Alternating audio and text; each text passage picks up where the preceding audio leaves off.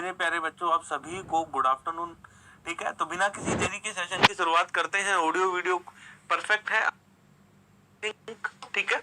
चलो भाई, तो लास्ट सेशन में हमने बाउंड्री कंडीशन के बारे में थोड़ी सी चर्चा की थी। किसके बारे में? बाउंड्री कंडीशन के बारे में हमने थोड़ी सी चर्चा की थी। साथ ही साथ इलेक्ट्रोस्टैटिक पोटेंशियल एनर्जी हमने पढ़ा था। इसके लिए डाइलेक्ट्रिक मीडियम के लिए अगर पोटेंशियल एनर्जी कितनी स्टोर्ड है किसी भी डाइलेक्ट्रिक मीडियम के लिए आपको निकालनी है तो आप किस तरीके से निकालेंगे? आप इस तरीके से निकालेंगे। और इंटीग्रेशन कहां का? ऑल स्पेस का इंटीग्रेशन टोटल आपको निकालनी है, ठीक है। अगर बाउंड्री कंडीशन में हमने क्या पढ़ा था कि जो पैरेलल कंपोनेंट है हमारे पास, जो पैरेलल कंपोनेंट है, ठीक है, वो बराबर होते हैं। लेकिन जो हमारे पास परपेंडिकुलर कंपोनेंट है पोलराइजेशन का, वो माइनस ऑफ सिग्मा बी के बराबर होता है। और जो परपेंडिकुलर कंपोनेंट है डिस्प्लेसमेंट वेक्टर का, वो सिग्मा एफ के बराबर होता है। ये हमने बाउंड्री कंडीशन लास्ट सेशन में पढ़ी थी, ठीक है। दूसरी बाउंड्री कंडीशन हमने पढ़ी थी d2 perpendicular is equal to sigma free. ये कब पढ़ा था? ये हमने पढ़ा था कि हमारे पास दो सरफेस है। हमारे पास क्या है बच्चों? दो सरफेस है, ठीक है। दो सरफेसेस है, एक है कंडक्टिंग और एक है हमारे पास डाइलेक्ट्रिक। तो ये कंडक्टिंग एंड डाइलेक्ट्रिक मीडियम के लिए कंडक्टिंग एंड डाइलेक्ट्रिक मीडियम, ठीक है। इसमें क्वेश्चन बहुत अच्छा गेट के अंदर आया हुआ है, ठीक है। इसके अंदर क्वेश्चन आया हुआ है गेट के अंदर, दो तीन क्वेश्चन गेट के अंदर पूछे गए हैं। अच्छे क्वेश्चन पूछे गए हैं जो आपके कांसेप्ट को स्ट्रांग भी करते हैं। तो वो दो तीन क्वेश्चन भी अपन लेके आएंगे। लेकिन आज हम जो पढ़ने वाले हैं मेरे प्यारे बच्चों, वो हम जरा देख लेते हैं। आज बेसिकली हम जो पढ़ेंगे electrostatic potential energy due to two charge distribution. दो चार्ज का डिस्ट्रीब्यूशन है, उसकी वजह से अगर आपको इलेक्ट्रोस्टैटिक पोटेंशियल एनर्जी कैलकुलेट करनी है तो वो कैसे कैलकुलेट करेंगे। साथ ही साथ कैपेसिटर के बारे में हम चर्चा करेंगे। कैपेसिटर क्या होता है? कैपेसिटर हमारे पास तीन प्रकार के होते हैं, parallel plate capacitor, spherical capacitor, cylindrical capacitor. तो एक एक करके हम कैपेसिटर को स्टडी करेंगे। फिर capacitor in series, capacitor in parallel, इस पर फिर हम चर्चाएं करेंगे, ठीक है। गुड आफ्टरनून सभी को, गुड आफ्टरनून। देखो भाई, ये स्टार्ट करने से पहले ये स्टार्ट करने से पहले मैं आज कैपेसिटर से टॉपिक की शुरुआत करना चाहूंगा। एक नया टॉपिक अपन पढ़ लेते हैं, ये बहुत आसान है, ठीक है। ये मैं करवाऊंगा, ऐसा नहीं है नहीं करवाऊंगा। आज बेसिकली कैपेसिटर पढ़ेंगे और कल हमारे पास जो सेशन आएगा, कल एक और सेशन है कैपेसिटर पर ही, उस पे अपन कैपेसिटर के पीवाईक्यू भी करेंगे। कैपेसिटर पे एग्जाम के अंदर कैसे कैसे पीवाईक्यू पूछे गए हैं वो, और कुछ क्वेश्चन हमारे कल के सेशन में रह गए थे, उनको भी देखेंगे। और कुछ इंपॉर्टेंट क्वेश्चन मुझे लगेंगे वो भी करेंगे। यानी ये टॉपिक जो है ये अपन कल स्टडी करेंगे, कल पढ़ेंगे इस टॉपिक को। रिपीट कर रहा हूं, इस टॉपिक को कल पढ़ेंगे। इस पर क्वेश्चन, कैपेसिटर पर क्वेश्चन, पीवाईक्यू, और हमने अभी तक जो पढ़ा है उस पर कुछ पीवाईक्यू रह गए हैं, वो भी अपन कल के सेशन में चर्चा करेंगे। तो उससे पहले हमें आज कैपेसिटर को थोड़ा जान लेना है कि कैपेसिटर होता क्या है। तो हम एक एक करके स्टेप वाइज चीजों को लेकर चल देंगे, ठीक है। एक एक करके हम चीजों को करते हुए चलेंगे। तो बिना किसी देरी के अपन शुरुआत करते हैं। जो भी बच्चा कनेक्ट हो चुका है जल्दी से एक बार कमेंट करके बताएं या एक बार अंगूठा बनाकर भेजें ताकि सेशन की शुरुआत कर सके। चलो भाई, शाबाश, एक बार कमेंट करें। हाँ भाई, चलो ठीक है। चलो भाई, तो आज आपका पहला आज का जो टॉपिक है that is the capacitor. Capacitor होता क्या है, ठीक है। कैपेसिटर क्या होता है, क्या किसे कहते हैं हम कैपेसिटर? शाबाश, कमेंट करो एक बार, सेशन की शुरुआत करते हैं। बहुत बढ़िया छवि, सौम्या, अनीता, स्वास्तिक, ठीक है, रामराज, मोहित, बहुत बढ़िया, बेहतरीन, ठीक है। सभी बच्चे जो भी कमेंट देख, जो भी सेशन को देख रहे हैं, जब मैं बोलूं तो एक बार कमेंट करने के लिए तो प्लीज कमेंट करें। जब मैं बोलूं कमेंट ना करने के लिए तो प्लीज कमेंट ना करें, है ना। थोड़ी क्लास की गरिमा को बनाए रखें ना, ठीक है ना भाई। उमेश भाई, निशिका, ठीक है, ठीक है बच्चों। चलो, एनर्जी स्टोर्ड फॉर शॉर्ट, बहुत बढ़िया। कैपेसिटर होता क्या? चलो शुरुआत करते हैं। चलो भाई, सभी बच्चे प्रिपेयर हो गए हैं। अंशुल, प्रतीक, दिव्यांशु, ठीक है भाई, बहुत बढ़िया। विनीत, बहुत बढ़िया। चलो, कैपेसिटर का काम क्या है? कैपेसिटर क्या देता है? एनर्जी देता है, एनर्जी प्रोवाइड करता है। कैपेसिटर क्या करता है मेरे प्यारे बच्चे, ध्यान से सुनेगा। कैपेसिटर हमें एनर्जी देने का काम करता है, यानी कैपेसिटर से हमें एनर्जी मिलती है। तो आपका एक सवाल आएगा, sir capacitor capacitor energy store कर सकते हैं? तो सेल जो है उसमें भी तो एनर्जी स्टोर कर सकते हैं। तो कैपेसिटर भी हमें एनर्जी दे रहा है, एनर्जी स्टोर करे तो हम एनर्जी ले सकते हैं। तो सेल से भी हम एनर्जी ले सकते हैं। तो इन दोनों में मेजर डिफरेंस क्या है? तो जहां कैपेसिटर का यूज हो रहा है हम सेल का भी तो यूज कर सकते हैं। क्यों करें कैपेसिटर, क्यों बनाए जब सेल से हमारा काम चल रहा है तो, ठीक है ना। अब ध्यान से सुनना, कैपेसिटर का जो काम है, कैपेसिटर जो एनर्जी देता है, बहुत लार्ज अमाउंट की एनर्जी, बहुत कुछ मिनटों में, कुछ सेकंडों में हमें दे देता है। It's provide very large amount of energy in very short times, ठीक है। यानी कैपेसिटर का काम क्या है? कैपेसिटर करता क्या है? कैपेसिटर बहुत सारी एनर्जी बहुत कम समय में प्रोवाइड करता है। लेकिन जो हम बैटरी यूज करते हैं, जो सेल यूज करते हैं, वो क्या करता है? वो एनर्जी तो दे रहा है, लेकिन वो धीरे धीरे दे रहा है। एग्जाम्पल के तौर पर, ठीक है, एक आप एनर्जी, आपने एक बाल्टी ली, आप एनर्जी भर के बाल्टी फेंक रहे हो, ठीक है। ये सेल का काम है, वो एनर्जी बाल्टी को एनर्जी की तरह, बाल्टी के अंदर जैसे पानी भरते हैं, समझो कि एनर्जी हम फिल कर रहे हैं, तो बाल्टी भर एनर्जी दे रहा है सिस्टम को। कैपेसिटर क्या करता है? एकदम से ट्रेन भर के एनर्जी दे देता है। That is the major difference, that is the major difference between capacitor and battery. दोनों का काम एक ही है, दोनों के अंदर एनर्जी को स्टोर कर सकते हैं, दोनों एनर्जी प्रोवाइड कर सकते हैं। लेकिन डिफरेंस क्या है? डिफरेंस है एनर्जी प्रोवाइड करने की क्षमता। Capacitor it's provide very large amount of energy in very short time. ये बहुत कम समय में बहुत ज्यादा एनर्जी हमें देता है एज कंपेयर टू सेल, ठीक है। उम्मीद करता हूं ये मेजर डिफरेंस आपको समझ आया होगा। कैपेसिटर का क्या काम है? हमारे पास ट्रेन भर के एनर्जी दे रहा है। मान ले भाई, बैटरी जो कर रही है वो एक बाल्टी भर के एनर्जी दे रही है 1 सेकंड में, तो कैपेसिटर कर रहा है एक ट्रेन भर के एनर्जी दे रहा है 1 सेकंड में, जस्ट समझने के लिए, ठीक है। It's provide very large amount of energy in very short time. अब कैपेसिटर का यूज कहां होता है? जहां आपको हैवी इंजन दिखेंगे वहां आपको कैपेसिटर दिखेगा, यानी मोटर जहां दिखेगी। कूलर में क्या लगे होते हैं? कैपेसिटर लगे होते हैं। जब भी कूलर नहीं चलता तो पहले, जब भी इलेक्ट्रिशियन आता है तो पहले कैपेसिटर चेक करता है। पंखा, वहां पर भी मोटर है तो क्या लगे होते हैं? कैपेसिटर लगा होता है। आपके घर में जो पानी की जो मोटर होती है वहां पर भी क्या लगा होता है? वहां पर भी आपको कैपेसिटर देखने को मिलता है। यानी कैपेसिटर करता क्या है? कैपेसिटर क्या करता है? इट provides very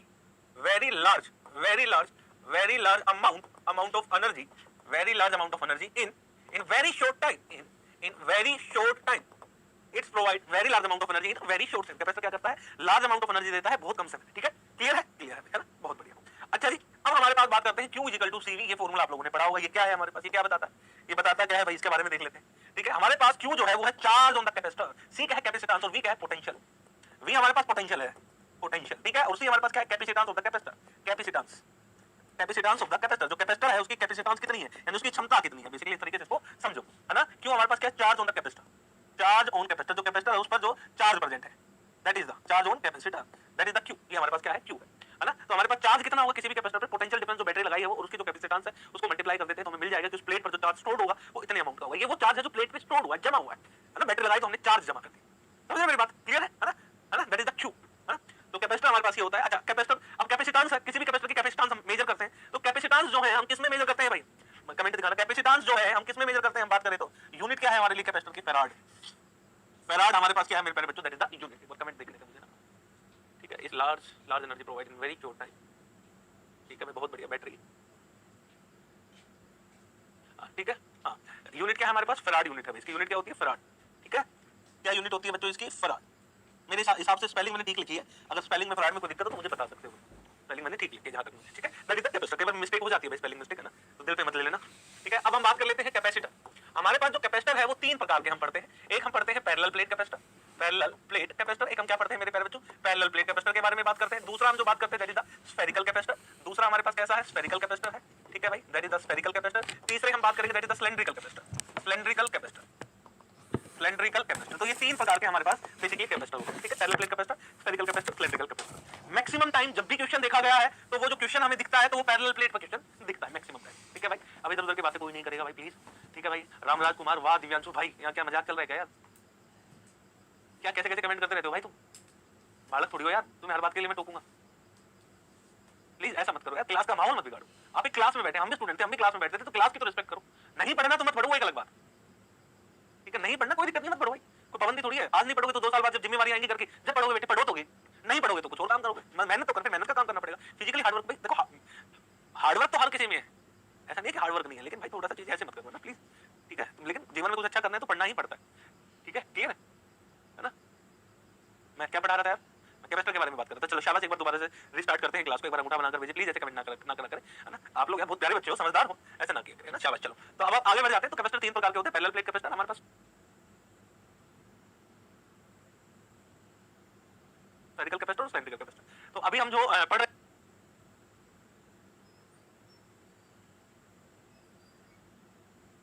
हैं that is the parallel plate capacitor. हम क्या पढ़ने वाले हैं, पैरेलल प्लेट कैपेसिटर पढ़ने वाले हैं, ठीक है। तो हमारे पास दो प्लेट है, ठीक है भाई। अब देखो ध्यान से देखना,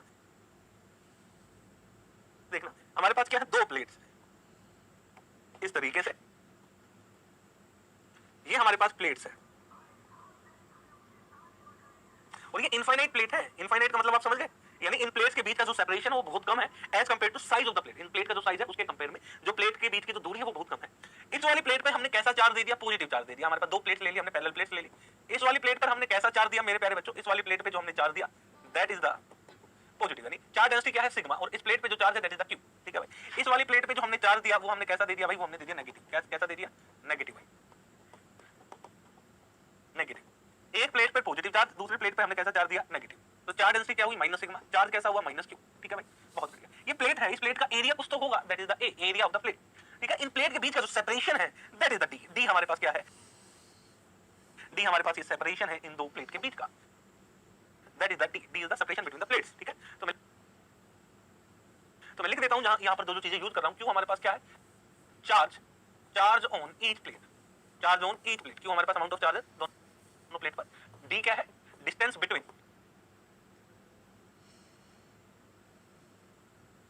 distance between parallel plate,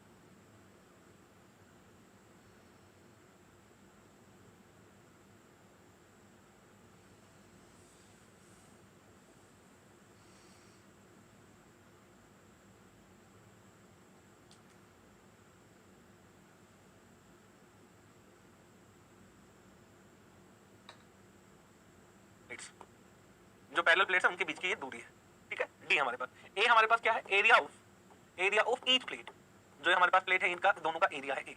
sigma हमारे पास क्या है, uniform surface charge density, uniform surface charge density, uniform surface charge density. अच्छा सिग्मा की बात करें तो किसके बराबर होगा,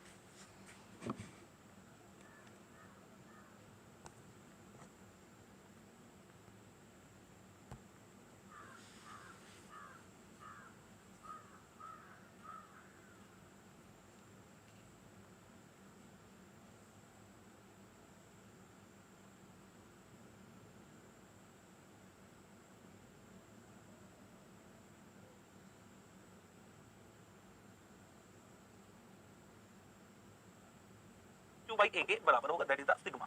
ये हमारे पास अब ये हमारे पास कैपेसिटर, हमें निकालना क्या क्या है कैपेसिटर के लिए, तो यहाँ पर हम बात कर रहे हैं फाइंड आउट, हमें निकालना क्या क्या है, हमें कुछ फॉलोइंग चीजें निकालनी है स्टेप वाइज। जब भी हमें कैपेसिटर निकालना होगा तो सबसे पहले आपको इलेक्ट्रिक फील्ड निकालना होगा। तो हम क्या निकालेंगे, सबसे पहले इलेक्ट्रिक फील्ड निकालेंगे, फिर हम क्या निकालेंगे, potential difference between the plates, potential difference between the plates, जो ये दो प्लेट्स हैं इनके बीच का पोटेंशियल डिफरेंस हम निकालेंगे। आगे हम बात करते हैं, आगे हमें क्या निकालना है, नेक्स्ट फिर हमें निकालना है कैपेसिटेंस, कि कैपेसिटेंस कितनी होगी इसकी, ठीक है। फिर हम बात करेंगे एनर्जी के बारे में, ठीक है, एनर्जी डेंसिटी यानी total energy stored inside the capacitor, यानी हम बात करेंगे टोटल एनर्जी स्टोर्ड इनसाइड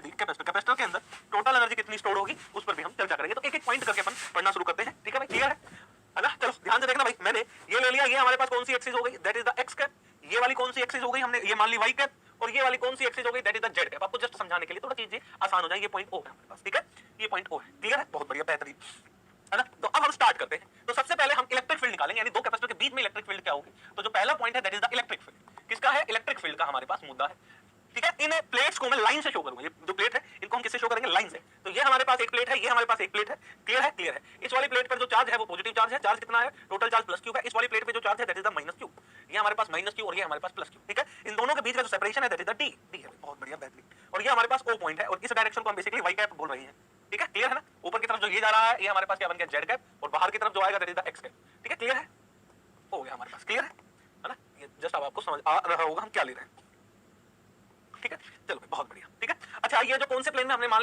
लिया कि ये एक्स जेड प्लेन के अंदर हमारे पास है, ये शीट कौन से प्लेन में रखी है, that is the X Z plane, ठीक है। चलो बहुत बढ़िया।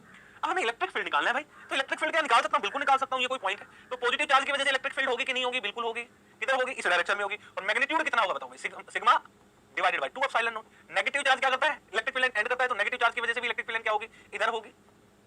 मैग्नीट्यूड कितना होगा, सिग्मा बाय 2 एप्सिलॉन नॉट। अगर मैं नेट इलेक्ट्रिक फील्ड की बात करूं तो हमारे पास पॉजिटिव चार्ज की वजह से इलेक्ट्रिक फील्ड होगी और नेगेटिव चार्ज की वजह से इलेक्ट्रिक फील्ड होगी। तो पॉजिटिव चार्ज की वजह से इलेक्ट्रिक फील्ड कितनी आई, sigma by 2 epsilon naught, direction क्या है, वाई कैप। नेगेटिव चार्ज की वजह से इलेक्ट्रिक फील्ड कितनी आई, sigma by 2 epsilon naught, direction क्या है, वाई कैप। अब आपका सवाल ये हो सकता है सर नेगेटिव पे तो माइनस क्यों चार्ज है, तो चार्ज डेंसिटी नेगेटिव आनी चाहिए ना। अरे भाई डायरेक्शन ले ली मैंने पहले यार, इलेक्ट्रिक फील्ड की स्ट्रेंथ नेगेटिव नहीं होती, इलेक्ट्रिक फील्ड वेक्टर क्वांटिटी इसलिए नेगेटिव मिलता है भाई, यानी नेगेटिव साइन डायरेक्शन को डिफाइन करता है, डायरेक्शन मुझे पता है यही है भाई, आप समझ पा रहे हो ना, ठीक है। तो ये हमारे पास इक्वेशन फर्स्ट बनी, ये हमारे पास इक्वेशन सेकंड बनी। Equation second put in equation first, पहली इक्वेशन में रखेंगे तो हमें जो नेट इलेक्ट्रिक फील्ड मिलेगी वो मिली sigma by 2 epsilon not Y cap plus में sigma by 2 epsilon not Y cap. तो नेट इलेक्ट्रिक फील्ड हमारे पास कितनी आई, ये आ गई sigma by epsilon not Y cap, ठीक है। तो अगर मैं इस इलेक्ट्रिक फील्ड को लिखना चाहता हूं, तो ये हम ऐसे भी लिख सकते हैं, sigma by epsilon not Y cap. दूसरा सिग्मा किसके बराबर है, Q by A epsilon not Y cap, that is the electric field. ये हमारे पास क्या आई, ये हमारे पास इलेक्ट्रिक फील्ड आई बिटवीन द प्लेट्स के बीच में जो इलेक्ट्रिक फील्ड है that is the electric field. बहुत बढ़िया, बेहतरीन, यहां तक क्लियर है। आगे बताओ, आगे हम बात करेंगे पोटेंशियल डिफरेंस का। नेक्स्ट जो है हमारे पास electrostatic potential difference, electrostatic potential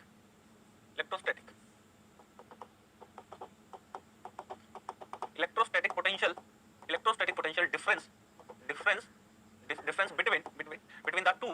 between two parallel plates. ये जो दो पैरेलल प्लेट है इनके बीच में पोटेंशियल डिफरेंस कितना है, इन दो पैरेलल प्लेट के बीच में। हम पोटेंशियल डिफरेंस जब भी निकालते हैं तो कैसे निकालते हैं, मुझे बात बताओ कौन सा टर्मिनल हाई है, ये ओ पॉइंट और इस पॉइंट को ए बोल देता हूं कि ओ पॉइंट हाई टर्मिनल है कि ए पॉइंट हाई टर्मिनल है। अरे जिस पर पॉजिटिव चार्ज होता है वो हाई पोटेंशियल होता है, उस पे हाई पोटेंशियल होगा, जिसमें नेगेटिव चार्ज है तो लो पोटेंशियल होगा, क्योंकि पोटेंशियल हमेशा चार्ज के साथ हम कंसीडर करते हैं। याद करो जब बैटरी बनाते थे तो ये आप प्लस लेते थे, माइनस लेते थे, क्योंकि इस पर कैसा चार्ज होता था पॉजिटिव, इस पर कैसा चार्ज होता था नेगेटिव। जब आप पोटेंशियल डिफरेंस लिखते थे तो पोटेंशियल डिफरेंस आप बैटरी का कैसे लिखते थे, इसको हम 0 पोटेंशियल मान लेते थे और इस पर हम कहते थे कि 10 वोल्ट है, तो पोटेंशियल डिफरेंस लिखते थे 10 वोल्ट माइनस 0, तो पोटेंशियल डिफरेंस कितना है इस बैटरी का, 10 वोल्ट है। अगर हमारे पास ये हो, मान लो अगर हमारे पास हो कि इस पर जो है वो 5 वोल्ट का बैटरी है, इस पर 3 वोल्ट है, तो नेट पोटेंशियल डिफरेंस कितना होगा इसका भाई, higher potential minus lower, 5 minus 3 तो कितना 2 वोल्ट का है, ठीक है। अगर हम बैटरी की बात करें तो बैटरी इस पर 5 वोल्ट है, इस पर माइनस 3 वोल्ट है, तो पोटेंशियल डिफरेंस कितना होगा इसका बताओ भाई, 5 प्लस 3, अरे सब्ट्रैक्ट करूंगा तो 8 वोल्ट का पोटेंशियल डिफरेंस है इन दो में। तो ये हाई है, जिस पर पॉजिटिव चार्ज होता है that is the higher potential, जिस पर नेगेटिव चार्ज होता है that is the lower potential, है ना। ये एक बेसिक पॉइंट है, ये बेसिक बात है। जब भी हम पोटेंशियल डिफरेंस निकालते हैं तो कैसे निकालते हैं, अगर कोई ना बात समझ में आए तो कमेंट करके पूछेगा, जब तक मैं कमेंट करने को ना बोलूं तब तक कमेंट ना कीजिएगा। चलो भाई बहुत बढ़िया, ठीक है ना। तो भाई potential difference higher potential minus lower, higher potential हमारे पास ओ पॉइंट पर है, लोअर पोटेंशियल ए पॉइंट पर होगा। पोटेंशियल डिफरेंस लिखने का फॉर्मूला क्या है, ई डॉट डीएल, कहां से, ए से ओ पॉइंट, यही है। और ये हमारे पास क्या है, पोटेंशियल डिफरेंस कितना है, वी, इन दो प्लेट्स के बीच में। तो वी हमारे पास क्या आया, वी नॉट माइनस वी है। इलेक्ट्रिक फील्ड अभी हमने निकाला, इलेक्ट्रिक फील्ड क्या है इन बिटवीन द प्लेट्स भाई, इन दो के बीच में लिख रहा हूं ना, तो इसके बीच में इलेक्ट्रिक फील्ड बताओ। तो इलेक्ट्रिक फील्ड हमने निकाली है अभी हमारे पास, ये आई sigma by epsilon naught, that is the electric field, ठीक है। चलो ना, है ना। तो हमारे पास आई यहां पर sigma by epsilon not Y cap dot D Y cap. अरे डीएल लिखूंगा ना, X component x direction y direction 0, x z 0 बचेगा, क्या केवल dy बचेगा। कहां से कहां तक हमें करना है a, यानी d से कहां 0। अरे भाई ये ओरिजिन है ना, ये पॉइंट a पॉइंट कितनी दूरी पर है, d दूरी पर, ओरिजिन कितनी दूरी पर 0। तो हमारे पास v की वैल्यू क्या आएगी, v not minus va is equal to minus में सिग्मा बाई एप्सिलॉन नॉट बाहर आ गया, ये बच गया dy, और dy कहां से कहां तक, d से 0। तो हमारे पास नेट पोटेंशियल डिफरेंस कितना आया, अगर हम बात करें तो पोटेंशियल डिफरेंस आया v not minus va is equal to minus में sigma by epsilon naught into में माइनस ऑफ d। अरे भाई इसको इंटीग्रेट कर दिया, इंटीग्रेट करके लिमिट रख दी, ये आ गया हमारे पास। तो पोटेंशियल डिफरेंस कितना आया, v नॉट माइनस va, हमारे पास कितना आ गया, sigma d by epsilon not. तो पोटेंशियल डिफरेंस हम लिख रहे हैं वो आया sigma d by epsilon not, इसको हम ये भी लिख सकते हैं q d बाई, ठीक है, epsilon not a। That is the potential difference, ये हमारे पास आया पोटेंशियल डिफरेंस। अब हमने जब पोटेंशियल डिफरेंस निकाल लिया तो थर्ड पॉइंट पर हमें जो निकालना है दैट इज द कैपेसिटेंस, कि कैपेसिटेंस कितना होगा, और कैपेसिटेंस का फार्मूला हमारे पास क्या है भाई, q is equal to cv। तो प्लेट्स पर चार्ज कितना है हमारे पास q, पोटेंशियल डिफरेंस कितना है अभी अभी निकाला इन दो प्लेट्स के बीच में, तो c इनटू में v यानी q d by epsilon not a। तो q से q कट गया हमारे पास, और कैपेसिटेंस का फार्मूला आया epsilon not a by, that is the capacitance. ये हमारे पास क्या है, ये हमारे पास कैपेसिटेंस है, यानी नेट कैपेसिटेंस कितनी हुई है। अब जो कैपेसिटेंस है क्या प्लेट के चार्ज पर डिपेंड करती है, प्लेट पे चार्ज कितना उस पर डिपेंड करती है। कैपेसिटेंस जो है, जो प्लेट्स है उनके अक्रॉस पोटेंशियल डिफरेंस क्या उस पर डिपेंड करती है, कौन सी बैटरी लगेगी उस पर डिपेंड करती है। तो बताओ नहीं करती उन पर, तो देखकर पता चल रहा है। तो कैपेसिटेंस डिपेंड किस पर करते हैं, डायमेंशन ऑफ द कैपेसिटर। तो यहां से एक बात निकली कि capacitance capacitance capacitance capacitance depends upon the dimension dimension of the capacitor, depends upon the dimension of the capacitor. Capacitor के डायमेंशन पर डिपेंड करती है। अगर हम अलग-अलग शेप और साइज के कैपेसिटर बनाएंगे तो कैपेसिटेंस भी हमें अलग-अलग देखने को मिलेगी। यानी तो पैरेलल प्लेट ले रहे तो इन दो पैरेलल प्लेट के बीच की दूरी क्या है उस पर कैपेसिटेंस डिपेंड करती है। जितनी कम दूरी रखेंगे उतनी ही ज्यादा कैपेसिटेंस होगी। पैरेलल प्लेट का एरिया क्या है, जितना ज्यादा पैरेलल प्लेट का एरिया लेंगे उतनी ज्यादा कैपेसिटेंस होगी। तो यानी कैपेसिटेंस बल्कि basically dimension of the capacitor पर डिपेंड करती है, जो कैपेसिटर बना रहे हैं उसका डायमेंशन क्या है। आप समझ रहे हो, यानी जब भी आपको कोई भी क्वेश्चन, जनरल कोई क्वेश्चन दे दे और आपसे पूछे कि कैपेसिटेंस बताओ, तो कैसे निकालोगे भाई। पहले तो जो भी दो प्लेट्स दे रखी है उनके बीच में इलेक्ट्रिक फील्ड फाइंड आउट करो। इलेक्ट्रिक फील्ड फाइंड आउट हो गया कि उन प्लेट्स पे कोई चार्जेस दे रखा है, बिल्कुल चार्जेस गिवन होगा। अगर इलेक्ट्रिक फील्ड मिल गया तो उन दो प्लेट्स के बीच में पोटेंशियल डिफरेंस हमें मिल जाएगा, और जैसे पोटेंशियल डिफरेंस मिला तो हम उसको इक्वेट करके कैपेसिटेंस निकाल पाएंगे। उम्मीद करता हूं आप लोगों को ये बात समझ आ रही होगी। इसी तरीके से आगे हम फर्दर भी सोल्व करेंगे। That is the capacitance. तो नंबर थर्ड पॉइंट हो गया। नंबर फोर्थ पॉइंट पर आ जाते हैं। नंबर फोर्थ पॉइंट पर हमें जो कैलकुलेट करना है मेरे प्यारे बच्चों, मुझे कैलकुलेट करना है total energy stored inside the capacitor. ये कैपेसिटर जो है अपने अंदर कितनी एनर्जी स्टोर कर सकता है भाई। एनर्जी मुझे एक बात बताओ, किसी भी सिस्टम की टोटल इलेक्ट्रोस्टैटिक एनर्जी का फॉर्मूला क्या बताया था। फॉर्मूला क्या था इलेक्ट्रोस्टैटिक एनर्जी का, इलेक्ट्रोस्टैटिक एनर्जी का, किसी भी सिस्टम का इलेक्ट्रोस्टैटिक इलेक्ट्रोस्टैटिक एनर्जी देखो ध्यान से देखना, electrostatic energy stored inside the capacitor, capacitor के अंदर टोटल इलेक्ट्रोस्टैटिक एनर्जी कितनी स्टोर्ड होगी। फॉर्मूला क्या था, हाफ, ठीक है, वैक्यूम है, epsilon not E square into में d2। इंटीग्रेशन कहां से कहां तक, केवल इंटीग्रेशन कहां से करेंगे, 0 से d। जिस रीजन में कैपेसिटर है भाई, मुझे तो ये बताना है ना कि इस कैपेसिटर में एनर्जी स्टोर कितनी है, सिस्टम की एनर्जी कितनी, वो नहीं, इस कैपेसिटर में कितनी एनर्जी स्टोर है। तो 0 से d तक ही तो इंटीग्रेट करूंगा मैं। जो मेरे पास फॉर्मूला है वही तो लगाऊंगा भाई मैं। आप मेरी बात समझ रहे हो कि नहीं समझ रहे हो, तो वही मैं फॉर्मूला लगाऊंगा। मैं उससे ज्यादा दूर कहां ही जा सकता हूं, दूर थोड़ी जा सकता हूं। जब हम फॉर्मूला लगाएंगे तो ये आया हाफ एप्सिलॉन नॉट। अब देखो ई स्क्वायर, इलेक्ट्रिक फील्ड जो है वो किस पर डिपेंडेंट है, सिग्मा चार्ज है, constant, epsilon not constant. Electric field constant है भाई, वेरिएबल नहीं है इस रीजन में। तो इस रीजन में जब इलेक्ट्रिक फील्ड वेरिएबल नहीं है तो ई स्क्वायर बाहर आ गया, अंदर क्या बच गया, d2। इंटीग्रेशन कहां से कहां तक, 0 से d। अब इंटीग्रेशन किसका करना है, इस रीजन का करना है। इस रीजन का यानी ये है कि दैट इज द वॉल्यूम, ये तो वॉल्यूम है ना, छोटा सा वॉल्यूम, कैपेसिटर में छोटा, तो net volume of the capacitor, ये क्या बन गया, वॉल्यूम। ये बेसिकली इंटीग्रेट करेंगे, देखो करके दिखा नहीं रहा, लेकिन मैं दिखा सकता हूं आपको। ये बन जाएगा नेट वॉल्यूम, आप समझने की कोशिश करो। Net volume of the capacitor जब इंटीग्रेट करेंगे तो कैपेसिटर की जो नेट वॉल्यूम होगी वही तो आएगा ये। तो नेट वॉल्यूम कितना आ जाएगा हमारे पास, यहां से बताओ नेट वॉल्यूम कितना आ जाएगा, यहां जब लिखेंगे तो ये आया इलेक्ट्रोस्टैटिक एनर्जी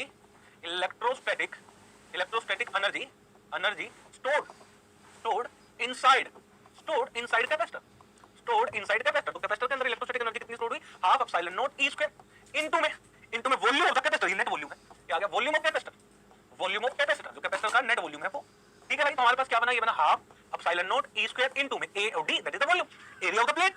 अरे भाई ये एरिया और ये क्यों बन गया ना, एरिया इस प्लेट का, और जो हाइट है वो हाइट का बनी D, that is the area of the plate. ये बना के नहीं बना, बताओ बन गया। अब मुझे एक बात बताओ, हाफ एप्सिलॉन नॉट एरिया को अपन क्या लिख सकते हैं, इलेक्ट्रिक फील्ड अपने पास क्या है, सिग्मा स्क्वायर ए स्क्वायर, सॉरी भाई sigma square epsilon naught square into में एडी। ये बना हमारे पास, ये से ये कट गया, ये हमारे पास क्या है, half sigma square epsilon not AD. या अब मुझे एक बात बताओ, यहां पर जो यूज कर रहा हूं इलेक्ट्रिक फील्ड हमारे पास क्या है, sigma by epsilon not. Sigma किसके बराबर है, q बाई a। तो ये फॉर्मूला यहां यूज करूंगा, तो हाफ हमारे पास इनटू में क्या स्क्वायर एप्सिलॉन नॉट इनटू में a स्क्वायर इनटू में ad। a से a कट गया, हमारे पास बचा कितना, अरे कितना बचा, हाफ इनटू में क्या square epsilon not a into में d। ये क्या बन गया, c। तो हाफ इनटू में क्या स्क्वायर बाई c, अरे कैपेसिटेंस। तो एक फॉर्मूला ये आया, एक फॉर्मूला, ठीक है। दूसरा फॉर्मूला q की वैल्यू रख दो, तो हाफ cv स्क्वायर, एक फॉर्मूला ये आया। ये हमारे पास तो यानी इलेक्ट्रोस्टैटिक एनर्जी, इलेक्ट्रोस्टैटिक यानी क्या आया हमारे पास, ये आया electrostatic energy, energy stored, stored electrostatic energy stored inside, inside capacitor. तो कैपेसिटर के अंदर जो एनर्जी स्टोर्ड होगी वो कितनी होती है हमारे पास, हाफ सी वी स्क्वायर, फिर हमारे पास हाफ क्यू स्क्वायर बाई सी। ठीक है, ये फॉर्मूले बन गए भाई, ये फॉर्मूले में रखते चले जाओ। ठीक है, अब इसमें यार और भी जो भी आप कुछ बनाना चाहो तो बना सकते हो, एक और फॉर्म बन जाएगी, सी की जगह लिख दो भाई क्यू बाई वी, है ना। तो बेसिकली हमारे पास ये जो एनर्जी स्टोर्ड हुई वो इतनी हुई। कैसे निकाला ये आप लोगों को मैंने बताया। बेसिकली ये फॉर्मूला याद आप रखो, आपके काम आएगा। That is the net electrostatic energy stored inside the capacitor. Capacitor के अंदर जो नेट इलेक्ट्रोस्टैटिक एनर्जी स्टोर्ड होती है वो इतने अमाउंट की होती है। हाँ ना बोलेंगे भाई, शाबाश, यहां तक क्लियर है क्या? फिर मैं आगे चलता हूं।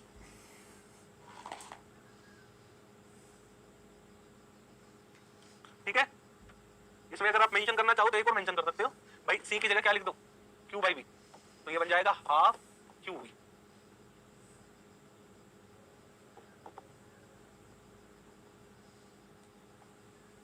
ठीक है, चलो बहुत बढ़िया। तो हमने क्या पढ़ लिया, हमने पढ़ा पैरेलल प्लेट कैपेसिटर। हमने क्या पढ़ा मेरे प्यारे बच्चों, हमने पैरेलल प्लेट कैपेसिटर पढ़ा। ये हमारे पास पैरेलल प्लेट कैपेसिटर है। ठीक है, एक पर चार्ज कैसा है, एक पे चार्ज है प्लस का। ठीक है, हमारे पास ये क्या है, सेपरेशन ये है डी। एक पर चार्ज कैसा है, एक पे चार्ज है माइनस का, ये है माइनस क्यू और ये है plus Q. Charge density sigma, area of each plate A. ठीक है, तो इलेक्ट्रिक फील्ड कितनी आई हमारे पास, इलेक्ट्रिक फील्ड आई सिग्मा बाई एप्सिलॉन नॉट।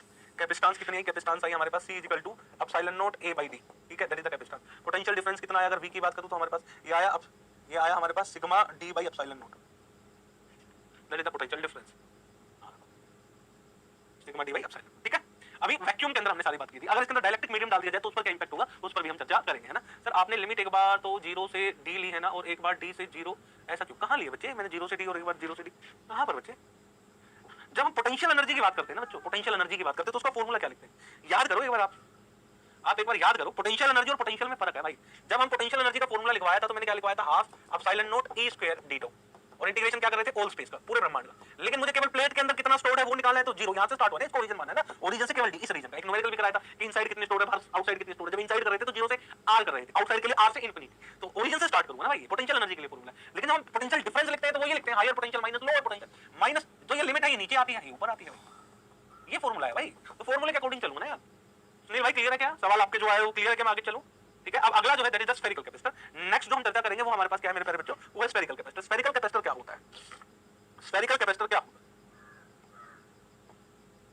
ये हमारे पास एक स्फीयर है जिसका रेडियस r है, ये एक और स्फीयर है जिसका रेडियस हमारे पास ये रहा। इनर रेडियस है r1, आउटर रेडियस है r2।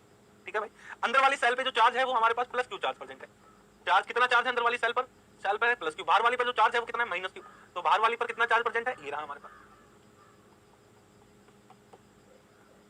ये रहा। ठीक है, क्लियर है, क्लियर।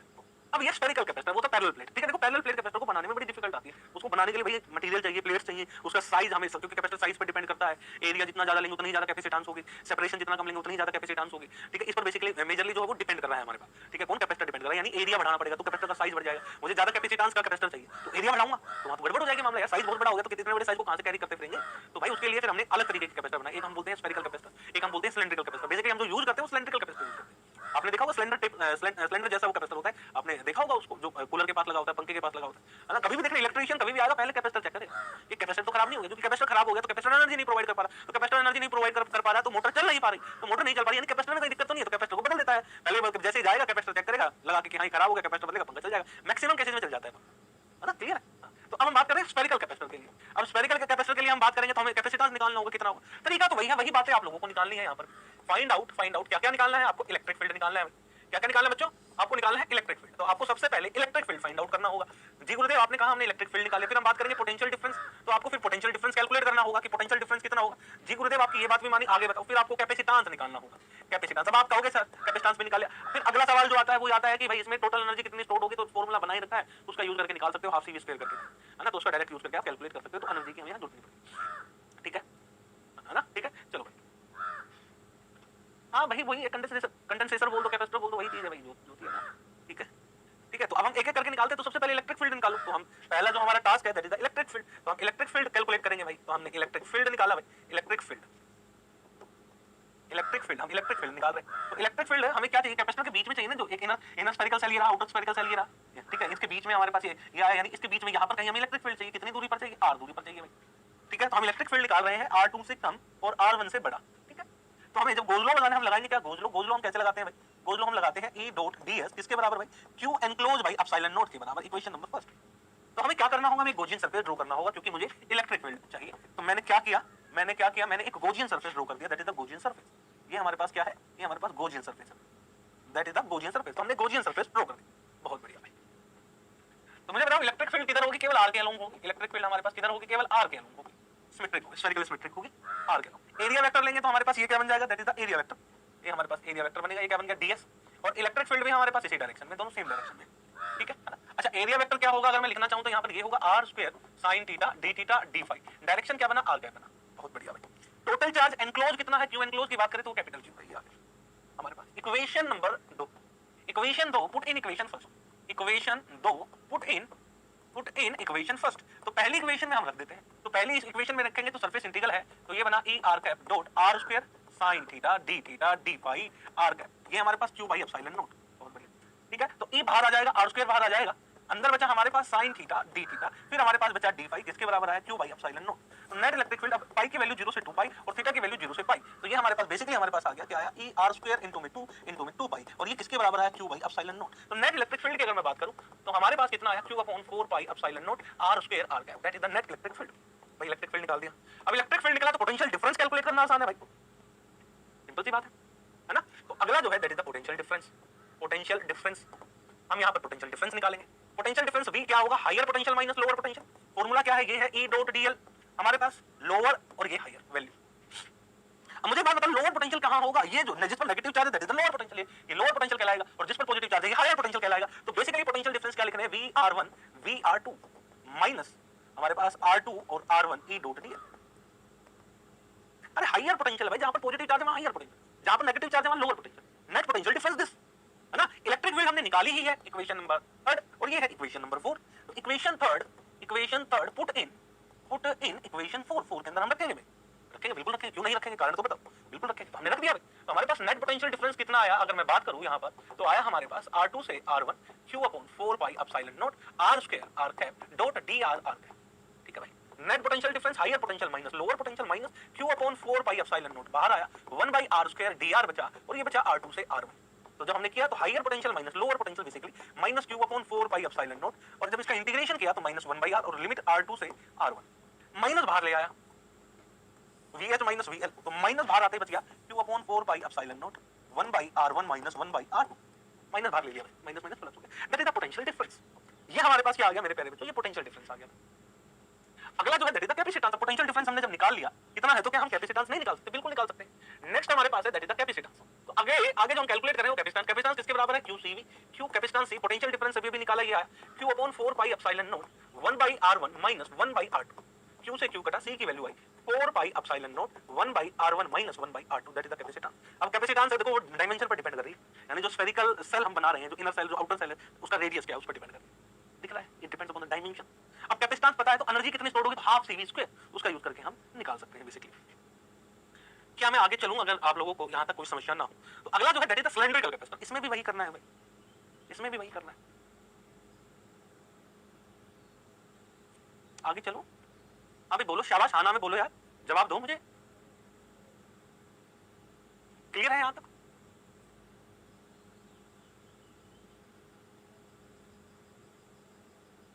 चलो बहुत बढ़िया, बहुत बढ़िया। सिलेंड्रिकल कैपेसिटर, ये हमारे पास सिलेंडर है, ये हमारे पास सिलेंडर है इस तरीके का, ये रहा हमारे पास सिलेंडर, इसका भी अपन ले लेते हैं। इनर जो रेडियस है वो है R1, आउटर जो रेडियस है वो है R2। चार्ज डेंसिटी हमें जो गिवन है वो लैम्डा गिवन है, यानी इस पर जो चार्ज है वो नेगेटिव चार्ज प्रेजेंट है, और इस पर जो चार्ज है that is the positive charge, और हमें क्या गिवन है, लैम्डा, क्या गिवन है, लैम्डा, और ये जो चार्ज डेंसिटी है माइनस लैम्डा। लैम्डा हमारे पास क्या होता है, charge per unit length. Basically अब मैं आपको थोड़ा इमेजिनेशन कराना चाहूंगा इलेक्ट्रिक फील्ड निकालने के लिए, कि ये मेरे पास एक सिलेंडर है, थोड़ा सा आप अज्यूम करिएगा, ये एक सिलेंडर है, एक सिलेंडर आपको दिखाई दिया, बिल्कुल R1 रेडियस का, दैट इज द सिलेंडर। अब जहां जहां कागज है वहां मैं लकड़ी के छोटे छोटे टुकड़े, लकड़ी के टुकड़े ले लेता हूं और मैं वहां लगा देता हूं, यहां से चिपका देता हूं, तो आपको क्या दिखाई देगा, इस सिलेंडर के चारों तरफ, यानी जहां पर आपको सिलेंडर दिख रहा है इसकी जगह छोटी छोटी वायर लगा दूं। क्या लगा दूं, छोटी छोटी वायर से क्या मैं सिलेंडर बना सकता हूं भाई। इतनी सेम साइज के मेरे पास 10 पेन हो, सेम साइज के मेरे पास 50 पेन हो, तो एक पेन यहां रखा है, इसके बगल में रखा है, एक बगल में रखा है, एक बगल में रखा, तो क्या बन गया, एक सिलेंडर बन गया। बना के नहीं बना है ना सर। एक क्वेश्चन था कि अगर अर्थ को स्फेरिकल कैपेसिटर माना जाए तो अर्थ की कैपेसिटेंस कितनी होगी? अर्थ की कैपेसिटेंस होगी 4 पाई क्यू अपॉन अर्थ की कैपेसिटेंस अपने पास होगी 4 pi epsilon naught divided by R या प्लस आर। निकाल सकते हो निकाल सकते हो अंशुल भाई। ये एक बार जस्ट के अंदर ये सवाल आया हुआ है, आपने जो पूछा है ये जस्ट के अंदर ये सवाल आया हुआ है कि अर्थ की कैपेसिटेंस क्या होगी। चलो पहले मुझे पहले करवा लेने देते तो वो डिस्कस कर लेते तो ज्यादा बेटर होता। पहले बार ये कर लेते हैं, फिर अर्थ की कैपेसिटेंस भी आप लोगों के सामने पर निकालेंगे। निकालेंगे क्यों नहीं निकालेंगे भाई, निकालेंगे, काम ही हमारा यही है कैपेसिटेंस निकालना। 4 पाई एप्सिलॉन नॉट आर आएगा जहां तक मुझे याद आ रहा है, जो रिजल्ट था शायद यही आएगा, है ना। बाकी देखो डिवाइड में भी हो सकता है, मल्टीप्लाई में होना चाहिए जहां तक मुझे ध्यान आ रहा है। ये जस्ट के अंदर एक सवाल पूछा गया, कैपेसिटेंस पूछ ली अर्थ की, ठीक है, बताओ क्या हुआ, तो हम निकालेंगे भाई, है ना। यही था, हाँ ये था, that is the capacitance of earth, यही था कैपेसिटेंस ऑफ अर्थ। ये एक सवाल आया हुआ है, किसके अंदर आया हुआ है, जेस के अंदर, जो आपने सवाल किया, है ना। बहुत बढ़िया, आर जो भी हो, रेडियस जो भी मल्टीप्लाई कर दो, दैट इज द कैपेसिटेंस। ये हम निकालेंगे, आपसे कैलकुलेट करवाऊंगा मैं, लेकिन पहले इसके बारे में डिस्कस कर लेते हैं बच्चों, फिर मैं आपके डाउट लूंगा, है ना। यही होता है सर, हाँ बिल्कुल यही होता होगा बच्चे, ठीक है। चलो हाँ यही होता है, क्योंकि एक वैल्यू इनफाइनाइट रख लो तो वो 0 बन जाती है, 1/r1, r1 ऊपर चला जाता है, that is the inner shell का जो रेजिस्टेंस हो जाता है, सॉरी रेडियस हो जाता है, वो आ जाता है ना। अब ध्यान से सुनना मेरी अगली बात, मैं आप लोगों को कहने वाला था कि मैंने ये सिलेंडर बनाया, मैंने क्या किया, जहां आपको ये व्हाइट पेपर दिखाई दे रहा है, यहां पर मैंने पेन डाल दिया, ये पेन डाल दिया, ये पेन से बना हुआ है, पेन चिपका दिया, जैसे ऊपर ये पेन चिपका हुआ है, ऐसे मैंने हर जगह पेन चिपका दिया, तो क्या सिलेंडर बनेगा? बिल्कुल बनेगा। पेन का एक वायर पर चार्ज कितनी होती है, लैम्डा, ये वही है। यानी बेसिकली जो ये बना हुआ है ना, ये वायर से मिलकर बना हुआ है। एक वायर ये रही, एक वायर ये रही, एक वायर ये रही, ऐसे इस पर ये वायर है जो साथ साथ चिपकी हुई है, और एक वायर पर हमें चार्ज डेंसिटी दे रखी है। अब मुझे बात बताओ, ये सिलेंडर है और यहाँ पर कोई वायर है, तो इस वायर की वजह से इस पॉइंट पर इलेक्ट्रिक फील्ड क्या होगी? सिंपल वायर की वजह से lambda upon 2 pi epsilon naught, ये हमें पता है, तो हमें पता है। अब आ जाते हैं क्वेश्चन पर, ध्यान से देखिएगा। तो ये हमारे पास कौन सी डायरेक्शन होगी, दैट इज द जेड। तो मुझे बताओ इस पॉइंट पर यानी इलेक्ट्रिक फील्ड क्या आएगी, निकालेंगे तो इनसाइड 0, अगर आउटसाइड की बात करो तो इलेक्ट्रिक फील्ड क्या आएगी, 0। लेकिन इस रीजन में इलेक्ट्रिक फील्ड कितनी आएगी, बताओ भाई। पॉजिटिव चार्ज प्लेट है ना, उसकी वजह से, यानी lambda upon 2 pi epsilon naught R R का, that is the electric field. यानी हमें इलेक्ट्रिक फील्ड पता चल गई, lambda upon 2 pi epsilon naught R R. कब क्यों आया? क्योंकि डिफरेंट वायर से बना, क्योंकि चार्ज पर यूनिट लेंथ दे रखा है, एक यूनिट, यानी ये वायर इसके सामने, इधर निकालना उस वायर की वजह से, आप समझ रहे हो। तो जो हमारे पास इलेक्ट्रिक फील्ड है, that is the electric field lambda की फॉर्म, लैम्डा हमें गिवन है, charge per unit, lambda upon 2 pi epsilon naught R into में R, that is the electric field inside. आप गॉस लॉ लगाकर भी निकाल सकते हैं। क्या आप गॉस लॉ लगाकर कैलकुलेट कर सकते हैं? इसको बिल्कुल कैलकुलेट कर सकते हैं गॉस लॉ लगाकर, ठीक है। चलो भाई आगे आ जाओ, अब आगे बढ़ते हैं, that is the electric field. ये हमारे पास इलेक्ट्रिक फील्ड है। अब इलेक्ट्रिक फील्ड आगे तो पोटेंशियल डिफरेंस, तो higher potential minus lower potential, तो पोटेंशियल डिफरेंस हायर कहां है, r1 पर, और r2 पर क्या है, लोअर। तो फार्मूला क्या है हमारे पास, E डॉट dl, ये है कहां से कहां तक, r2 से r2।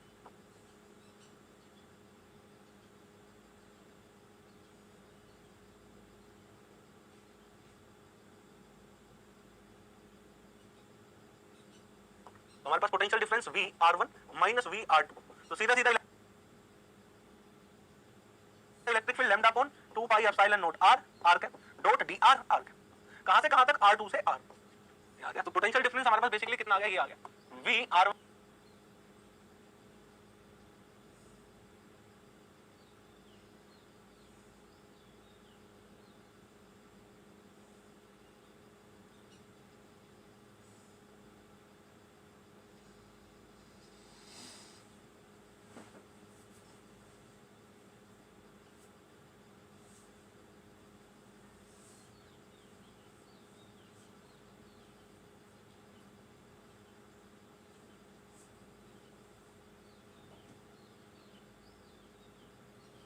Minus V r2 minus में lambda upon 2 pi epsilon naught common, r2 से r1, ठीक है, 1/r dr, ये रहा भाई, ठीक है, ये रहा लैम्डा अपॉन 2 पाई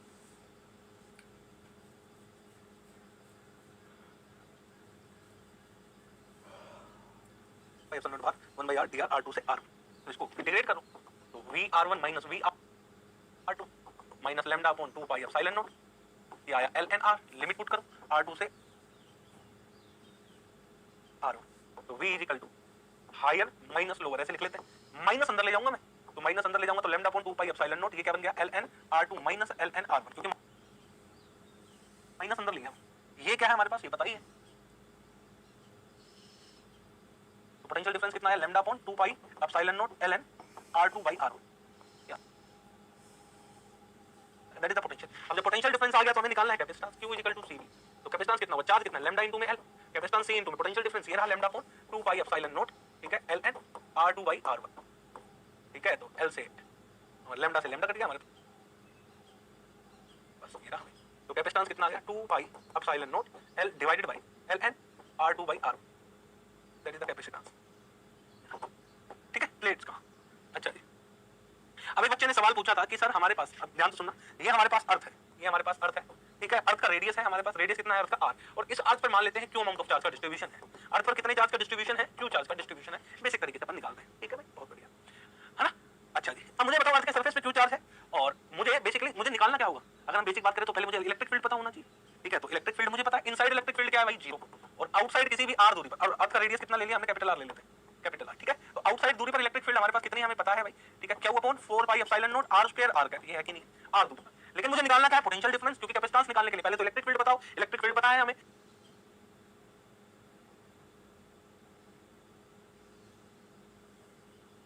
ठीक है, फिर हमें क्या निकालना होगा, पोटेंशियल डिफरेंस, तो पोटेंशियल डिफरेंस निकालने के लिए तो हमें तो पोटेंशियल डिफरेंस कैसे निकालते हैं, दो पॉइंट के बीच में निकालते हैं, तो वो दो पॉइंट कौन सा लूं, एक तो ये सरफेस यहां, दूसरा इंफिनिटी, एट इंफिनिटी, और इंफिनिटी पे पोटेंशियल क्या होता है,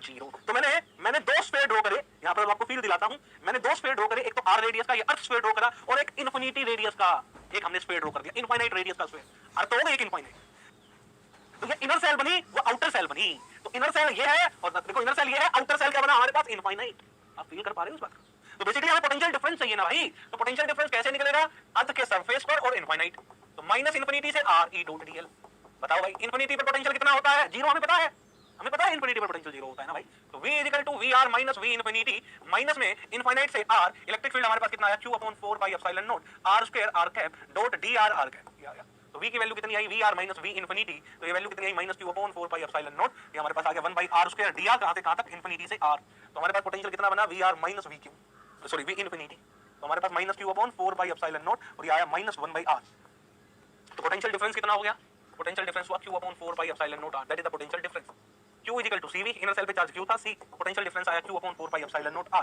तो q से q कट गया, कैपेसिटेंस कितनी आई, 4 pi epsilon naught r, that is the capacitance of the sphere, ये अर्थ माना था हमने, ये हमारे पास क्या थी, अर्थ, एक तो ये तरीका है, दूसरा सर फार्मूला करवाया उससे करवाओ ना, तो करो ना भाई, उससे क्यों नहीं करते फार्मूले से, फार्मूला क्या है स्फेरिकल सेल के लिए कैपेसिटेंस का, 4 pi epsilon naught 1 by r1 minus 1 by r2, अब सवाल आता है कि इनर और आउटर रेडियस क्या लिए, तो इनर रेडियस हो गया हमारे पास, रेडियस r हो गया, इनर रेडियस, आउटर रेडियस क्या लिया, इनफाइनाइट, क्योंकि इनफिनिटी पर पोटेंशियल 0 होता है, तो दो पॉइंट पर किसी दो पॉइंट के बीच में पोटेंशियल डिफरेंस तो लेना पड़ेगा ना, तो इस केस में इनफाइनाइट लेना पड़ेगा भाई मुझे, क्योंकि मुझे नहीं पता बीच में कहां पर क्या पोटेंशियल है, इनफिनिटी पर पोटेंशियल पता है, तो r1 किसके बराबर हुआ भाई, r1 जो है, r1 किसके बराबर हुआ, r के, r2 किसके बराबर हुआ, इनफाइनाइट के, ये वैल्यू इसके अंदर रखूंगा, तो 4 pi epsilon naught 1 by r minus 1 by infinity, तो ये बना 4 pi epsilon naught r, that is the capacitance, imagination आपको करना होगा, आपको एग्जैक्ट चीज आइडिया होना चाहिए, पोटेंशियल डिफरेंस कैलकुलेट करते हैं हम ऑलवेज, यही तो अक्सर गलती करते, पोटेंशियल नहीं निकाल पाते किसी पॉइंट पर, हम किसी भी पॉइंट पर पोटेंशियल निकाल रहे हैं ना, बेसिकली वो पोटेंशियल डिफरेंस है, हम ऑलवेज पोटेंशियल डिफरेंस निकालते हैं, ऐसे ही जब भी हम किसी भी सिस्टम की पोटेंशियल एनर्जी भी लिखते हैं, तो वो पोटेंशियल एनर्जी का डिफरेंस होता है, इनिशियली 0 है वो सिस्टम के, लेकिन बनाते वक्त वर्क डन हुआ तो वो स्टोर हो गया, तो वो work done as a potential energy के फॉर्म में स्टोर हो, तो जितना वर्क हुआ उतनी ही पोटेंशियल एनर्जी जो चेंज हुई सिस्टम की उसके बराबर होता है, वर्क एनर्जी कंजर्वेटिव टाइप के फोर्सेस के लिए अपन ऐसा बोलते हैं, वो हम कंजर्वेटिव फोर्स में चर्चा करें, अरे तुम समझे ही नहीं यार, समझ नहीं आई तुम्हें,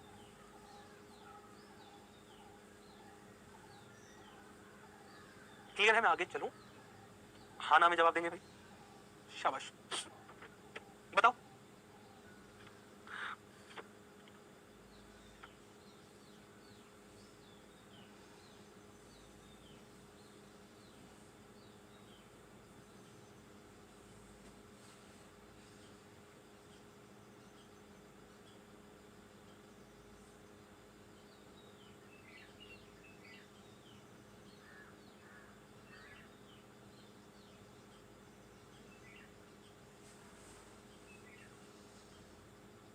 हाँ भाई, क्या नाम है बच्चे, अक्षा बच्चे पूछ सकते हो, अक्षा भाई पूछ सकते हो, हाँ बिल्कुल पूछ सकते हो आप,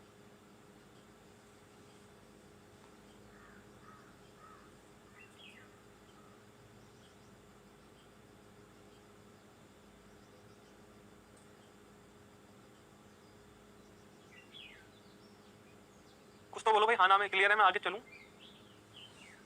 सर मैथमेटिकल फिजिक्स के कुछ टॉपिक के वीडियोस रिकॉर्डेड सेक्शन में शो नहीं हो रहे हैं, हेल्प प्लीज, ठीक है, अनिमेश का कहना है, अनिमेश भाई, ये कोई और किसी के साथ भी दिक्कत है क्या भाई, रिकॉर्डेड फॉर्म में आपको लेक्चर नहीं मिल रहे हो ना सर, सारे डीपीपी में 1 से 2 क्वेश्चन ऐसे होते हैं जो सॉल्यूशन देखने पर भी समझ नहीं आते, तो डाउट पोर्टल पे जाके पूछो बच्चे कि भाई हमें आपने ये सॉल्यूशन प्रोवाइड किया, तो ये स्टेप कैसे किया मुझे नहीं समझ में आया, तो आप मेंशन करो क्वेश्चन नंबर और स्टेप मेंशन करो डाउट पोर्टल पे, आपको 24 आवर्स के अंदर आपको आपके डाउट का जवाब मिल जाएगा, ठीक है बच्चों, है ना। भाई अनिमेश ने एक समस्या बताई है कि मैथमेटिकल फिजिक्स के रिकॉर्डेड लेक्चर नहीं मिल रहे हैं। कौन से रिकॉर्डेड लेक्चर नहीं मिल रहे मुझे थोड़ा बताओ, ताकि मैं आगे बता सकूं कि ये नंबर ऑफ लेक्चर है, ये नहीं मिल रहे हैं। सर जो क्लासेज हो चुकी हैं वो इस बैच में अब नहीं होंगी। जो क्लासेज हो चुकी है वो क्यों होंगी बच्चे, तो मैं समझा नहीं रही। रितिका पांडे भैया तो बैच अपना स्टार्ट हो गया ना। अच्छा अरे साकार वाले हो ना, मैं तो यार पता है कौन सा सोच रहा था, मैं तो शोध का दिमाग में चल गया कि शोध वाले बच्चे हैं, साकार वाले हो ना तुम तो। हाँ तो जो क्लासेस हो गई है वो थोड़ी होंगे बच्चे, जो क्लासेस हो गई है वो हो गई आप लोगों की, ठीक है। आपकी जो क्लासेस नहीं हो, लेकिन पूरा सिलेबस पढ़ाएंगे, डिटेल से पढ़ाएंगे, ऐसा नहीं है कि हम तो छोड़ने वाले हैं। हमें भी तुम्हारी चिंता है, ऐसा नहीं है बच्चों, ठीक है ना। तो वो कभी कभी ग्लिच होता है, फिर से रिस्टार्ट किया करो, एक बार रिस्टार्ट करके देख लो भाई, है ना, ठीक है। सर ऐप को लॉग आउट करके दोबारा लॉग इन करो, इशू सोल्व हो जाएगा भाई, एक बच्चे ने सलाह दी है सर। मतलब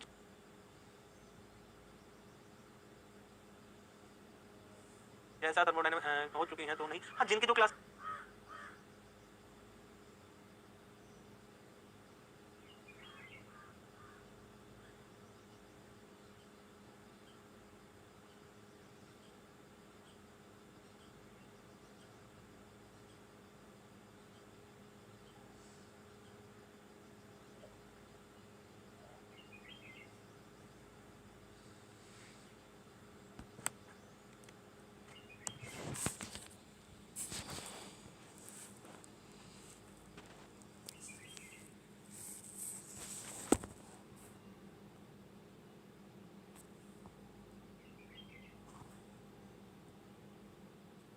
हो चुकी है वो नहीं होंगी, जिनकी नहीं हुई उनकी होंगी। मैं रिपीट कर रहा हूँ, मैं स्पेसिफाई नहीं कर रहा, मैं जनरल बातें।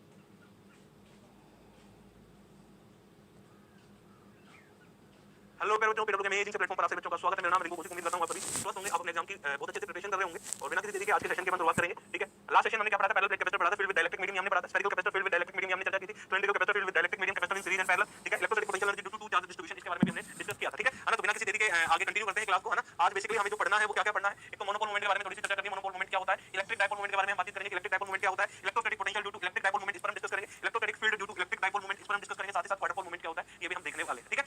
ऑडियो वीडियो परफेक्ट है, इसके रिगार्डिंग एक बार मैसेज ड्रॉप करके बताएंगे। ऑडियो वीडियो परफेक्ट है बच्चों, किसी प्रकार की कोई दिक्कत कोई परेशानी तो नहीं है ना, इसके रिगार्डिंग एक बार कमेंट करें। चलो तो एक एक करके अपन शुरुआत करते हैं। लास्ट पे मैंने जो क्वेश्चन दिया था वहीं से अपन स्टार्ट करेंगे। तो मैंने आप लोगों को क्वेश्चन क्या दिया था कि मेरे पास, ठीक है, मेरे पास एक स्फेरिकल सेल है, ये मेरे पास एक स्फेरिकल सेल है, ठीक है। और मैंने कहा था इस पर चार्ज कितना दे दिया Q1, इस पर चार्ज हमने कितना दे दिया Q1, ठीक है भाई, बहुत बढ़िया, ठीक है। और इस पर चार्ज हमने कितना दे दिया Q2, बहुत बढ़िया। रेडियस हमने कितना लिया था भाई, रेडियस R1 R2 ले लिया था हमने जो रेडियस लिया वो कितना लिया हमने, रेडियस ये वाला R1 और बाहर जो रेडियस है दैट इज द R2, ठीक है, क्लियर है ना। आपको अगर नेट इलेक्ट्रोस्टैटिक पोटेंशियल एनर्जी निकालनी है किसी भी सिस्टम में, तो हमें सबसे पहले इसकी निकालनी क्या है, net electrostatic potential energy of the system. इस सिस्टम की नेट इलेक्ट्रोस्टैटिक पोटेंशियल एनर्जी कितनी होगी, तो उसका सिंपली हमारे पास एक फार्मूला है। सिंपली फार्मूला क्या है, U equal to half epsilon naught, ठीक है, E स्क्वायर d tau। और इंटीग्रेशन करेंगे हम होल स्पेस का। इंटीग्रेशन हम क्या करेंगे भाई, होल स्पेस का हम इसको इंटीग्रेशन करेंगे, बेसिकली हम इसको इंटीग्रेट करेंगे, ठीक है ना। अच्छा जी, अब ध्यान से सुनना, Q1 और Q2 हमारे पास दो चार्जेस है। Q1 और Q2 हमारे पास दो चार्जेस है, R1 रेडियस है, R2 हमारे पास एक इनर रेडियस है, एक आउटर रेडियस है, ठीक है। Q1 Q2 हमारे पास दो चार्जेस है। तो नेट इलेक्ट्रोस्टैटिक पोटेंशियल एनर्जी निकालनी, तो मुझे अलग-अलग रीजन में क्या हो, इलेक्ट्रिक फील्ड बताओ। जैसे इस वाले रीजन में बात करूं तो इलेक्ट्रिक फील्ड का इनसाइड 0, ठीक है। इस वाले रीजन में इलेक्ट्रिक फील्ड की बात करूं तो हमारे पास नेट इलेक्ट्रिक फील्ड कितनी होगी, इस रीजन पे अगर हम बात करें तो Q1 चार्ज की वजह से होगी Q1/4 pi epsilon naught R square R cap, ये होगी, ठीक है। ये इनसाइड और ये यहां पर अगर आउटसाइड की बात करूं तो आउटसाइड इलेक्ट्रिक फील्ड कितनी होगी, नेट बताओ। दो चार्जेस है दोनों की वजह से, यानी हमारे पास आया Q1 + Q2 divided by 4 pi epsilon naught R square R cap, that is the net electric field and outside, यानी बाहर अलग-अलग पॉइंट पर मैंने इलेक्ट्रिक फील्ड कैलकुलेट कर ली, क्योंकि मेरे को टोटल इलेक्ट्रोस्टैटिक पोटेंशियल एनर्जी निकालनी है। तो हम जैसे पहले करते आते थे वैसे ही अपन सोल्व करेंगे। तो हमारे पास आया half epsilon not, half half epsilon naught, ठीक है, इंटीग्रेशन 0 से हमारे पास r1 इलेक्ट्रिक फील्ड इस रीजन में उसका स्क्वायर d2, फिर हमारे पास r1 से r2 जाएंगे क्योंकि ऑल स्पेस के लिए हमें करना है e स्क्वायर d2, फिर हम r2 से इंफिनिटी जाएंगे और इस रीजन में जो इलेक्ट्रिक फील्ड होगी d2। तो अलग अलग रीजन में हमें इलेक्ट्रिक फील्ड पता है, हम रखते चले जाएंगे। तो हाफ एप्सिलॉन नॉट ये आ गया हमारे पास पहला इलेक्ट्रिक फील्ड क्या है इस रीजन में 0 है, 0 से r1, तो ये टर्म हमारे पास बेसिकली क्या बन गई 0। दूसरी हमारे पास ये रहा e2, e2 हमारे पास ये रहा, तो हमारे पास कितना आ जाएगा यहाँ पे q1 square 16 pi square epsilon naught square r की पावर 4, ठीक है, ये आ गया हमारे पास q1 square 16 pi square epsilon naught square r की पावर 4, d2 को अपन क्या लिखेंगे अगर हम बात करें तो इनटू में r square sin theta d theta d phi and dr। Integration कितनी बार, 3 बार इंटीग्रेशन, r का इंटीग्रेशन कहां से कहां तक, r1 से r2, और हमारे पास पाई का इंटीग्रेशन 0 से 2 पाई, और हमारे पास यहां पे थीटा का इंटीग्रेशन 0 से पाई। तो इसी तरीके से एक और टर्म है हमारे पास, एक और टर्म है भाई, ठीक है, एक और टर्म है वो अपन लिख देते हैं 3 बार इंटीग्रेशन। अब आउटसाइड जो है इस रीजन में ये है इलेक्ट्रिक फील्ड हमारे पास, तो यहां पर आ जाएगा हमारे पास q1 प्लस q2 इसका whole square 16 pi square epsilon naught square हमारे पास ये आ गया, ठीक है, एप्सिलॉन नॉट स्क्वायर r की पावर 4 इनटू में r square sin theta d phi और dr, और ब्रैकेट क्लोज, r की वैल्यू कहां से कहां तक, r2 से इंफिनिटी, और फाई की वैल्यू कहां से कहां तक 0 से 2 पाई, 0 से 2 पाई, और ये कहां से कहां तक 0 से पाई, ये आ गया हमारे पास, ठीक है ना।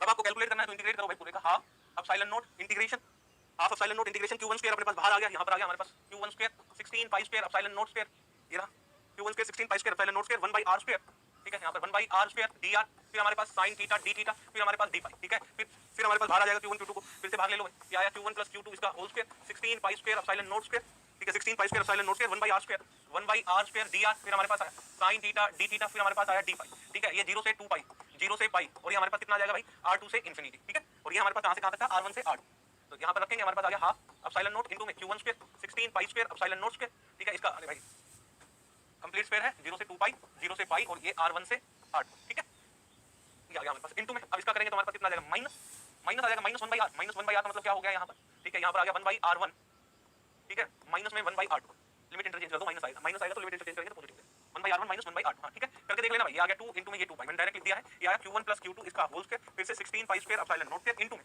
यहाँ पर हमारे पास कितना आया -1/r2 यानी 1/r2 है बेसिकली हमारे पास, ठीक है, माइनस क्या आएगा यहाँ पे वैल्यू कितनी आएगी -1/r, इनफिनिट को रखेंगे 0, ये बन जाएगा पॉजिटिव 1/r इनटू में 2 पाई, ये आया।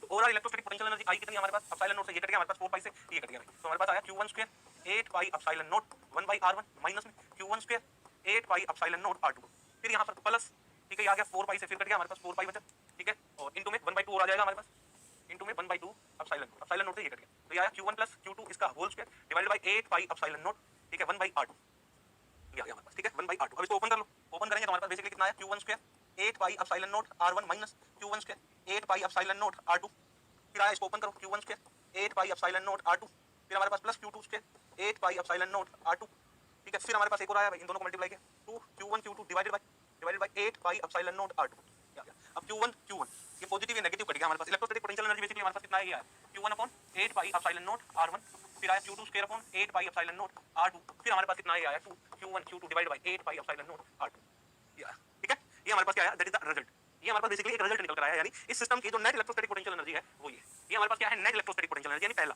टोटल सिस्टम की टोटल इलेक्ट्रोस्टैटिक पोटेंशियल एनर्जी कितनी है वो ये है। लेकिन आप कहोगे सर आपने तो टू चार्ज डिस्ट्रीब्यूशन का अलग तरीका बताया था, उससे क्यों नहीं करा, उससे भी कराओगे रिजल्ट तो यही आएगा, आपको बता रहा हूं बात वही है। लेकिन जब आपसे इंटरेक्शन पोटेंशियल एनर्जी पूछ लेता है इन दोनों में, यानी q1 और q2 में इंटरेक्शन पोटेंशियल एनर्जी जो आई हुई है वो कितनी है, अगर आपसे एग्जामिनर पूछ लेता तो आप कैलकुलेट कर पाते, नहीं कर पाते, जब तक आपको समझ नहीं आएगा कि इंटरेक्शन पोटेंशियल एनर्जी है होती है तो आप करेंगे कैसे, इसलिए मैंने आपको वहां से समझाया था। तो यहां पर देख के पता चला this is the interaction potential energy, ये है हमारे पास इंटरेक्शन पोटेंशियल एनर्जी, यानी u12 बोल दो या फिर u21 बोल दो, that is the interaction potential, q1 और q2 एक दूसरे से इंटरेक्ट करने की वजह से जो पोटेंशियल एनर्जी आई हुई ये हुई, ठीक है, एक तो सिंपल तरीका जो हमने कैलकुलेट किया है। दूसरा मैंने जो आपको तरीका बताया था, जो मेथड बताया था, मेथड मैंने आप लोगों को क्या बताया था कि दो चार्जेस हैं, याद करो मेथड क्या बताया था कि भाई दो चार्जेस की वजह से half epsilon not e1 square d2, फिर हमारे पास क्या आएगा ऑल स्पेस के लिए इंटीग्रेशन, ठीक है, फिर मैंने आपको क्या बताया था हाफ एप्सिलॉन नॉट दूसरे चार्ज की वजह से e2 square d2 all space integration, integration किसका ऑल स्पेस का, फिर मैंने तीसरा आपको क्या बताया था, याद करो हमारे पास हाफ एप्सिलॉन नॉट, ठीक है, 2 times of e1 dot e2 और इसका इंटीग्रेशन d2 ऑल स्पेस के लिए, ठीक है, ये मैंने तरीका बताया था कि दो चार्ज का डिस्ट्रीब्यूशन है। अब इस मेथड से क्या कैलकुलेट करें, बिल्कुल कैलकुलेट करते हैं, देखना ध्यान से इस मेथड से देखते हैं, रिजल्ट वैसे वही आएगा, ठीक है, q1 चार्ज है, केवल q1 की बात करें, यानी q1 की, क्योंकि e1 का इलेक्ट्रिक फील्ड q1 चार्ज, केवल q1 की वजह से,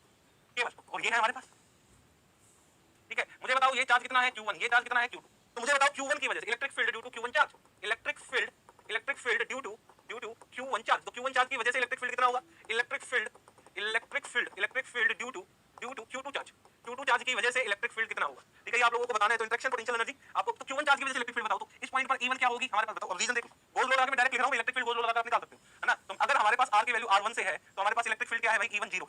अगर हमारे पास r की वैल्यू r1 से बड़ी और r2 से छोटी है, इस रेंज का है, तो हमारे पास इलेक्ट्रिक फील्ड कितना है, अगर हम बात करें तो वो है q1, केवल q1 की वजह से, तो वो हमारे पास क्या है, ये है q1/4 पाई एप्सिलॉन नॉट, ठीक है, r स्क्वायर, यही आएगी। अगर हमारे पास r की वैल्यू जो है आर की value greater than R two है, आर टू से बड़ी है, आर टू से हमारे पास आर की वैल्यू बड़ी है, तो इलेक्ट्रिक फील्ड केवल Q1 चार्ज की वजह से कितना होगा, वो यही होगा Q1/4 pi epsilon naught r square r।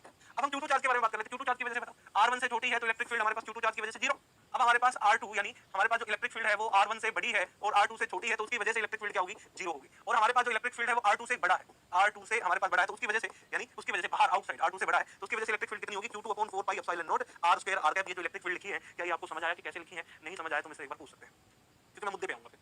अब इसकी वजह से निकालो, यानी जब Q1 पर जो चार्ज रख रहा था उसकी वजह से जो पोटेंशियल एनर्जी होगी, तो हमें उसकी वजह से फील्ड पता होनी चाहिए। फिर Q2 पे चार्ज रख रहा था तो उसकी वजह से हम निकालेंगे भाई अलग अलग रीजन में, फिर हम इंटरेक्शन ठंडा पानी के लिए बोलना ग्लास में डाल के देखना, ठीक है? तो उनकी वजह से इंटरेक्शन पोटेंशियल एनर्जी क्लियर है, एक बार उठा बनाकर भेजिए, शाबाश भाई शाबाश, क्लियर है? यहाँ तक रिजल्ट सेम आएगा, कैसे भी कर लो। मैं आपको दोनों तरीके से चीजों को आपको बताने की कोशिश कर रहा हूँ कि क्या क्या है।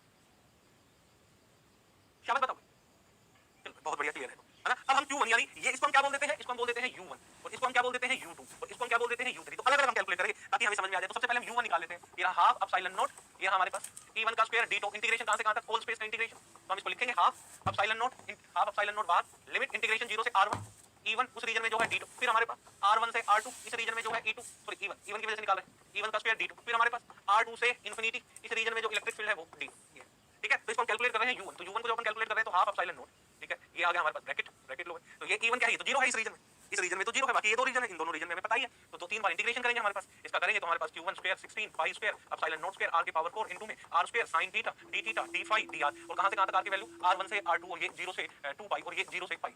फिर अगला इस वाले रीजन के लिए लिखेंगे इंटीग्रेशन फिर से 3 बार हमारे पास, फिर से Q1 square 16 pi square epsilon naught square r की पावर 4 इनटू में r square sin theta d phi dr, ठीक है? फिर कहां से कहां तक अगर बात करें तो r2 से इंफिनिटी 0 से 2 पाई और ये 0 से पाई, ठीक है? अब U1 हमने निकाला तो U1 बेसिकली हमारे पास कितना है, हाफ एप्सिलॉन नॉट इनटू में, ठीक है?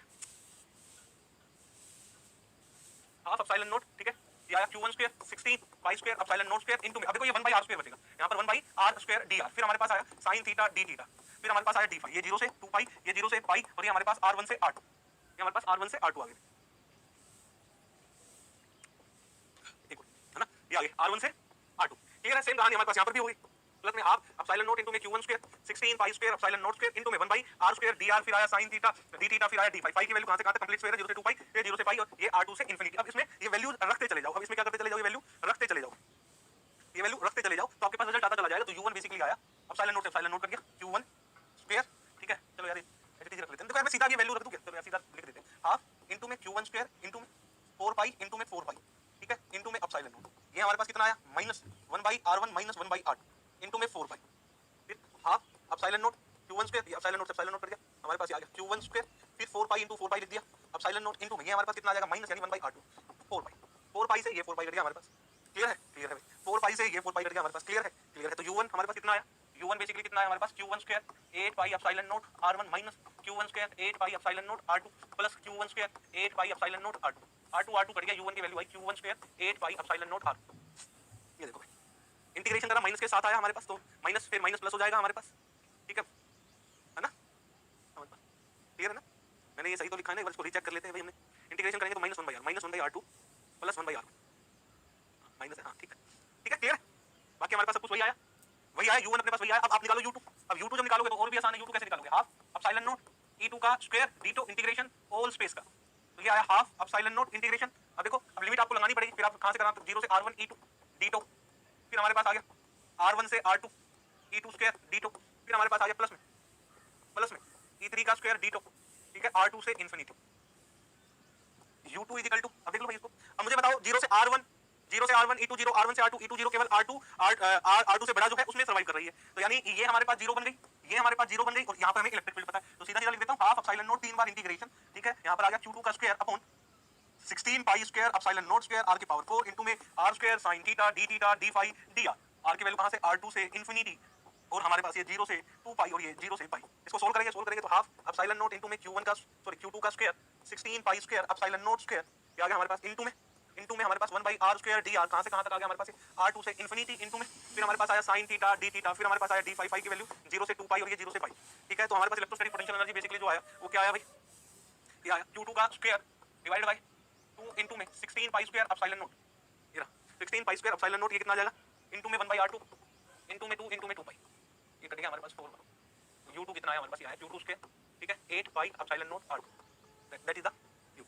या सर लिमिट 0 से r के बाद r1 टू इंफिनिटी नहीं ले सकते ना, देखो यार अपन भाई क्योंकि अपन अलग अलग रीजन मान रहे हैं, ये रीजन फर्स्ट है हमारे पास, ये रीजन सेकंड है, ये रीजन अलग अलग है, तो अलग अलग रीजन में इलेक्ट्रिक फील्ड भी अलग अलग हो सकती है ना। तो इस रीजन में 0 है, इस रीजन में अलग है, इस रीजन में अलग है, क्योंकि हम रीजन अलग अलग कंसीडर कर रहे हैं। वैसे आप ले सकते थे, उसमें कोई दिक्कत वाली बात नहीं है ना, Q1 की वजह से, लेकिन हमने अलग अलग रीजन मान लिया ना, तो अलग अलग रीजन में लिख सकते थे। वहां पर एक बच्चा जो सवाल पूछ रहा है, क्योंकि वो समझ पर डिपेंड करती है, मैक्सिमम बच्चे गलती कर जाते हैं, बच्चे मैं डायरेक्ट लिख देता हूं, यहां से चीजें समझ आ रही है कि कैसे जा रहे हैं, है ना। यहां पर आप लिख सकते थे 0, क्योंकि भाई यहां पे R1 से R2, R2 से इंफिनिटी, इन दोनों रीजन में इलेक्ट्रिक फील्ड सेम है, तो आप सीधा लिख सकते थे R1 से इंफिनिटी, सीधा लिख सकते थे, कोई दिक्कत वाली बात नहीं, रिजल्ट यही है, ठीक है। लेकिन ये अलग अलग रीजन लिया तो ये क्लियरिटी के साथ चीजें समझ आती है, इसलिए लिया है मैंने, ठीक है। जैसे यहाँ पर भी अलग अलग लिखा है, क्योंकि यहाँ पर भी 0, यहाँ पर भी 0, मुझे पता है R2 से इंफिनिटी आना, लेकिन ये अलग अलग लिखते हैं, इस क्लियरिटी से समझ में आती है कि भाई ये चार्ज, ये इलेक्ट्रिक फील्ड कैसे 0 बन गया।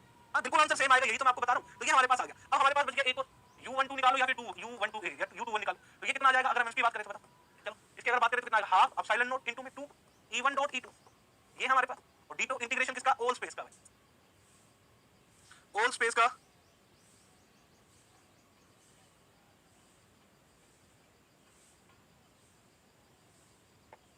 ठीक है ठीक है। अब ऑल स्पेस के लिए आपको करना है तो 2 तो बाहर आ ही जाएगा, 2 से 2 कट गया, तो बेसिकली हमारे पास बचा क्या, इंटरेक्शन पोटेंशियल एनर्जी की बात करूं तो क्या बचा हमारे पास, एप्सिलॉन नॉट, ठीक है। अब फिर से ऑल स्पेस के लिए इंटीग्रेट कर रहे हैं ना, फिर से वही आएगा हमारे पास, क्या आएगा भाई, 0 से R1, फिर उस रीजन में जो इलेक्ट्रिक फील्ड होगी उनका डॉट, E1 E2 D2, फिर हमारे पास 0 से R1 से R2, इस रीजन में जो इलेक्ट्रिक फील्ड होगी वो उनका डॉट, ठीक है, इनटू में D2, फिर हमारे पास R2 से इंफिनिटी, अब ये इस रीजन में जो इलेक्ट्रिक फील्ड होगी वो उनका डॉट D2। अब देखो थोड़ी और क्लियरिटी आपको समझ में आएगा। अब 0 से R1 E हमारे पास देखो कौन सा E1 0 है और E2 भी 0 है, ठीक है, तो ये हमें पता है, क्यों पता है हमारे पास, ये 0 बन जाएगा भाई, ये 0 बन जाएगा, क्यों 0 बन गया, क्योंकि E1 0 है और E2 0 है इस रीजन पर, ठीक है। ये रिजल्ट भी 0 आएगा, क्यों आएगा, क्योंकि E1 की वैल्यू तो है Q1/4 pi epsilon naught R square, लेकिन E2 की वैल्यू 0 है इस रीजन में, तो ये 0 बन जाएगा। लेकिन E1 E2 हमें यहां पर पता है, तो यहां पर मैं रख दूंगा। तो यानी basically interaction potential energy U12 की बात करें तो हमारे पास आया एप्सिलॉन नॉट इंटीग्रेशन 3 बार। अब डॉट लो भाई E1 और E2 का, E1 हमारे पास कितना है, अगर E1 की बात करें तो वो है Q1/4 pi epsilon naught R square R का। इसी तरह E2 कितना है हमारे पास, ये रहा Q2/4 पाई epsilon naught R square R का, ये। तो E1 E2 का डॉट ले लो, E1 E2 का डॉट ले लेंगे तो हमारे पास कितना आ जाएगा, यहां से आया Q1 Q2 divided by 4 pi epsilon, sorry 16, ये आया 4 पाई एप्सिलॉन नॉट इनटू में 4 पाई एप्सिलॉन नॉट इनटू में r की पावर 4। अब ये आया r square sin theta d theta d phi and dr। अब वैल्यू कहां से कहां तक आ गई, r2 से इंफिनिटी, पाई की वैल्यू 0 से 2 पाई और थीटा की वैल्यू 0 से पाई। तो u12 कितना आ गया हमारे पास, एप्सिलॉन नॉट q1 q2 बाहर, 4 पाई एप्सिलॉन नॉट इनटू में 4 पाई एप्सिलॉन नॉट, ये आ गया 1 बाय r स्क्वायर dr, ये आया sin थीटा d थीटा, ये आया d फाई, फाई की वैल्यू 0 से 2 पाई और ये 0 से पाई, और ये हमारे पास कितना आ गया r2 से इंफिनिटी, ठीक है। तो epsilon not epsilon not cut गया, तो u12 कितना आया, q1 q2 divided by 4 pi into 4 pi epsilon not. अब इसको इंटीग्रेट करो, -1 बाय r आएगा, फिर माइनस प्लस बन जाएगा 1 बाय r2 इनटू में 2 इनटू में 2 तो 4 पाई से 4 पाई। U12 इंटरेक्शन पोटेंशियल एनर्जी कितनी है सिस्टम की, क्या इंटरेक्शन पोटेंशियल एनर्जी भी हमारे पास यही है, ये है क्या, that is the interaction potential energy. अभी आपको फील आया कि ये एक्चुअल में इंटरेक्शन पोटेंशियल एनर्जी।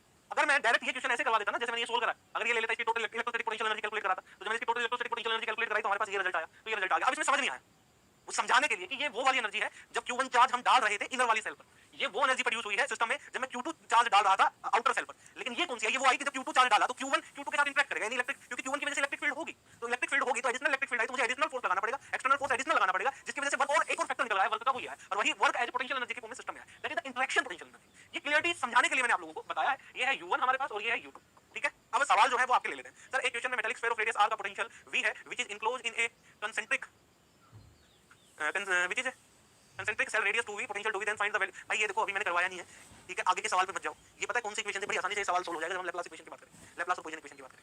तो मुझे वहां तक पहुंचने दो, ठीक है, वहां तक मुझे जाने दो, क्योंकि जब मुझे सरफेस पर पोटेंशियल पता है तो मैं अंदर किसी भी पॉइंट पर पोटेंशियल निकाल सकता हूं। हम लैप्लास इक्वेशन का यूज करके इसको कैलकुलेट कर सकते हैं, तो वहां पर हम इसको डिस्कस करेंगे। आगे के क्वेश्चन को भाई रखो संभाल कर, जब तक मैं ये ना कह दूं कि इलेक्ट्रोस्टैट कंप्लीट हो गया, तब तक जो नहीं हो रहे तो कोई बात नहीं, उसको थोड़ा सा रखो,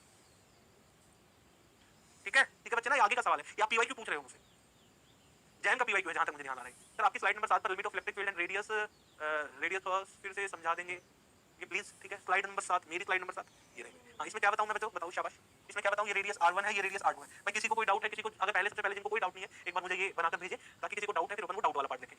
मोहित भाई तुम्हारा भी डाउट लेंगे सर, ओके सर मुझे लगा पोटेंशियल का है तो शायद सोल्व हो जाए, है ना, ठीक है, होने को तो हो जाएगा, लेकिन उसमें भी बहुत सारी, क्योंकि वहां पर वो बहुत इजीली हो जाता है ना, ठीक है। शाबाश, एक बार डाउट वाले बच्चे कमेंट करें, जिनको डाउट नहीं है वो मोटा बनाकर भेजे, ठीक है प्लीज, शाबाश, बहुत बढ़िया। पहले हां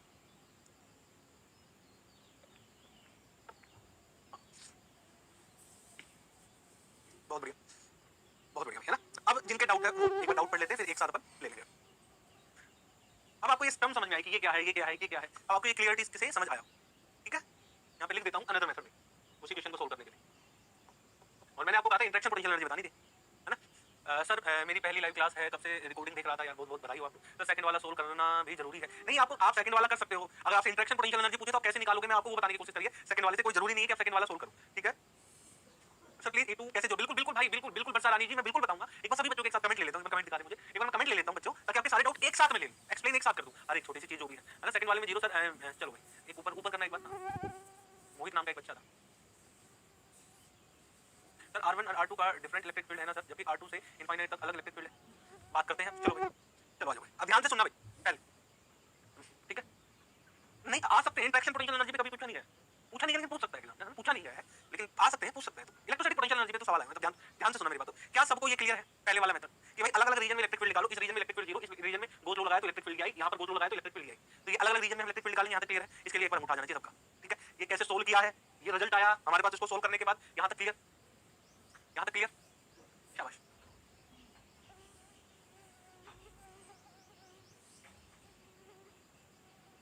शाबाश, बहुत बढ़िया, बेहतरीन। अब आगे आते हैं। अब रुक जाइएगा भाई, अब मेरी आवाज सुन के रुक जाइएगा जो भी कमेंट कर रहा है, अगर यहां तक क्लियर है तो। अब अगले की बात करते हैं। अगला ये है, अगला तरीका ये, आप ये दो चार्ज का डिस्ट्रीब्यूशन है, ध्यान से सुनिएगा। दो चार्ज का डिस्ट्रीब्यूशन है हमारे पास, एक सेल ये है, एक सेल ये है, ठीक है? ध्यान से देखिएगा, सुनिएगा भाई, ठीक है?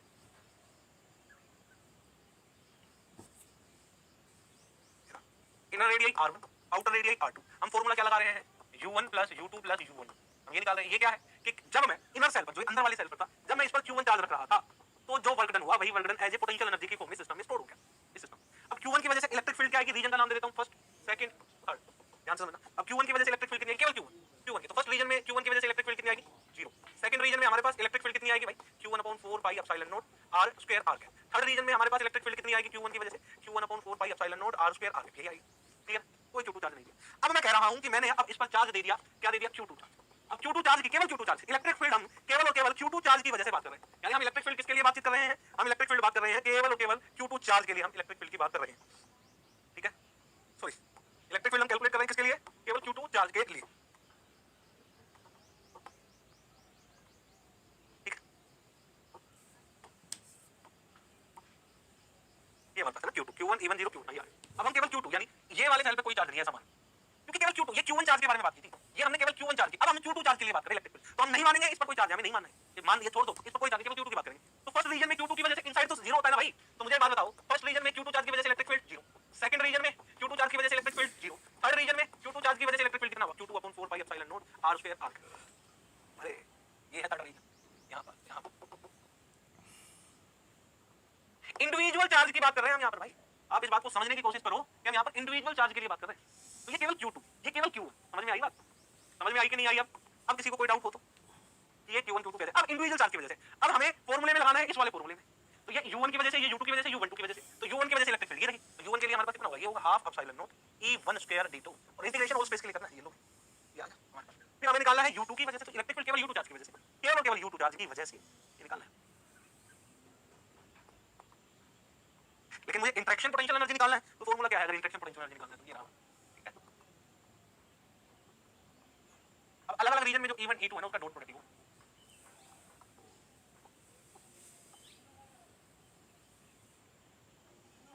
अलग-अलग रीजन में एक दो क्वेश्चन पूछे थे, टोटल पूछा था और एक इंटरेक्शन पूछा था, तो इंटरेक्शन से आपको ऐसे निकालना था, इंटरेक्शन पोटेंशियल एनर्जी कैलकुलेट करनी पड़ जाए, तो क्या हम कैलकुलेट कर सकते हैं? जी हां, हम कैलकुलेट कर सकते हैं, हमें फॉर्मूला पता है, तो कैसे भी कर सकते हैं। चीजों को समझो है क्या, जब तक आप चीजों को फील करने की कोशिश करोगे तो आपको कॉन्सेप्चुअली आप समझ पाएंगे कि करना क्या है, हो क्या रहा है, क्या कहानी है। मैं आगे चलूं अगर यहां तक क्लियर है तो, है ना? कुछ क्वेश्चन अपन करेंगे, है ना? कुछ क्वेश्चन बेसिकली अपने को करने हैं, है ना? तो भी अपन थोड़े से क्वेश्चन डिस्कस करते हैं बच्चों, फिर अपन मोनोपोल मूवमेंट के बारे में बातचीत करेंगे, ठीक है?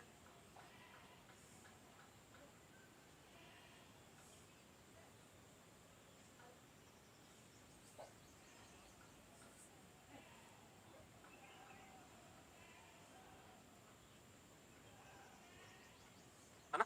यार ना वो क्वेश्चंस लगाने हैं यार, ठीक है? Difference between electric field vector, polarization vector and electric displacement vector. यार पोलराइज, मैं इसमें क्या डिफरेंस बताऊं यार, उज्जवल भाई आपने लेक्चर ही नहीं देखे, मैं क्या बताऊं पोलराइजेशन होता क्या, फिर आपको क्या ही समझ में आएगा, मैं क्या तो डिफरेंस बताऊं भाई। पहले लेक्चर देखो आप, है ना? आप लोगों से रिक्वेस्ट है,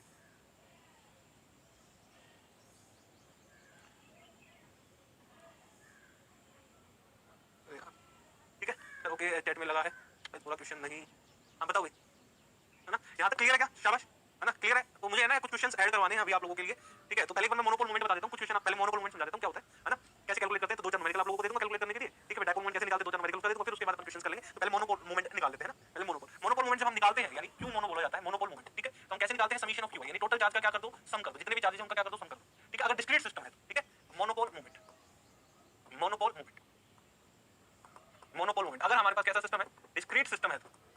डिस्क्रीट सिस्टम है तो क्या होगा, अगर हमारे पास कॉन्टिन्यूअस सिस्टम है तो क्या होगा, ठीक है। तो कॉन्टिन्यूअस सिस्टम के लिए अपन कैसे निकालेंगे, बेसिकली डिस्क्रीट सिस्टम के लिए यानी मोनोपोल मोमेंट कैसे निकाला जाता है, तो टोटल चार्ज है उसका क्या कर दो, समीशन कर दो, जितने भी चार्जेस हैं उनको जोड़ दो, ठीक है। डिस्क्रीट के लिए मोनो कंटिन्यूअस यानी टोटल चार्ज है, बेसिकली टोटल चार्ज आपको समझ करना है, ठीक है। अगर आपको कंटिन्यूअस सिस्टम के लिए निकालना है तो आप क्या करो, छोटा सा चार्ज ले लो और उसको इंटीग्रेट कर दो। अब जो डीक्यू है ये अलग अलग कोऑर्डिनेट में अलग अलग लिखा जाता है, तो डीक्यू को अपन क्या लिखते हैं, लैम्डा डीएल भी लिखते हैं, ठीक है। डीक्यू को अपन क्या लिखते हैं, याद करो, सिग्मा अगर चार्ज डेंसिटी ऐसी है सिग्मा डी भी लिखते हैं, और हम डीक्यू को क्या लिखते हैं भाई यहाँ पर बताओ, डीक्यू को हम क्या लिखते हैं, रो डी। तो जैसा हमारे पास बेस, जैसा बेस वैसा बेस, उसी के अकॉर्डिंग याद रखेंगे। चलो थोड़ा सा ऊपर लिख देता हूं, ठीक है। ये रहा भाई हमारे पास मोनोपोल मोमेंट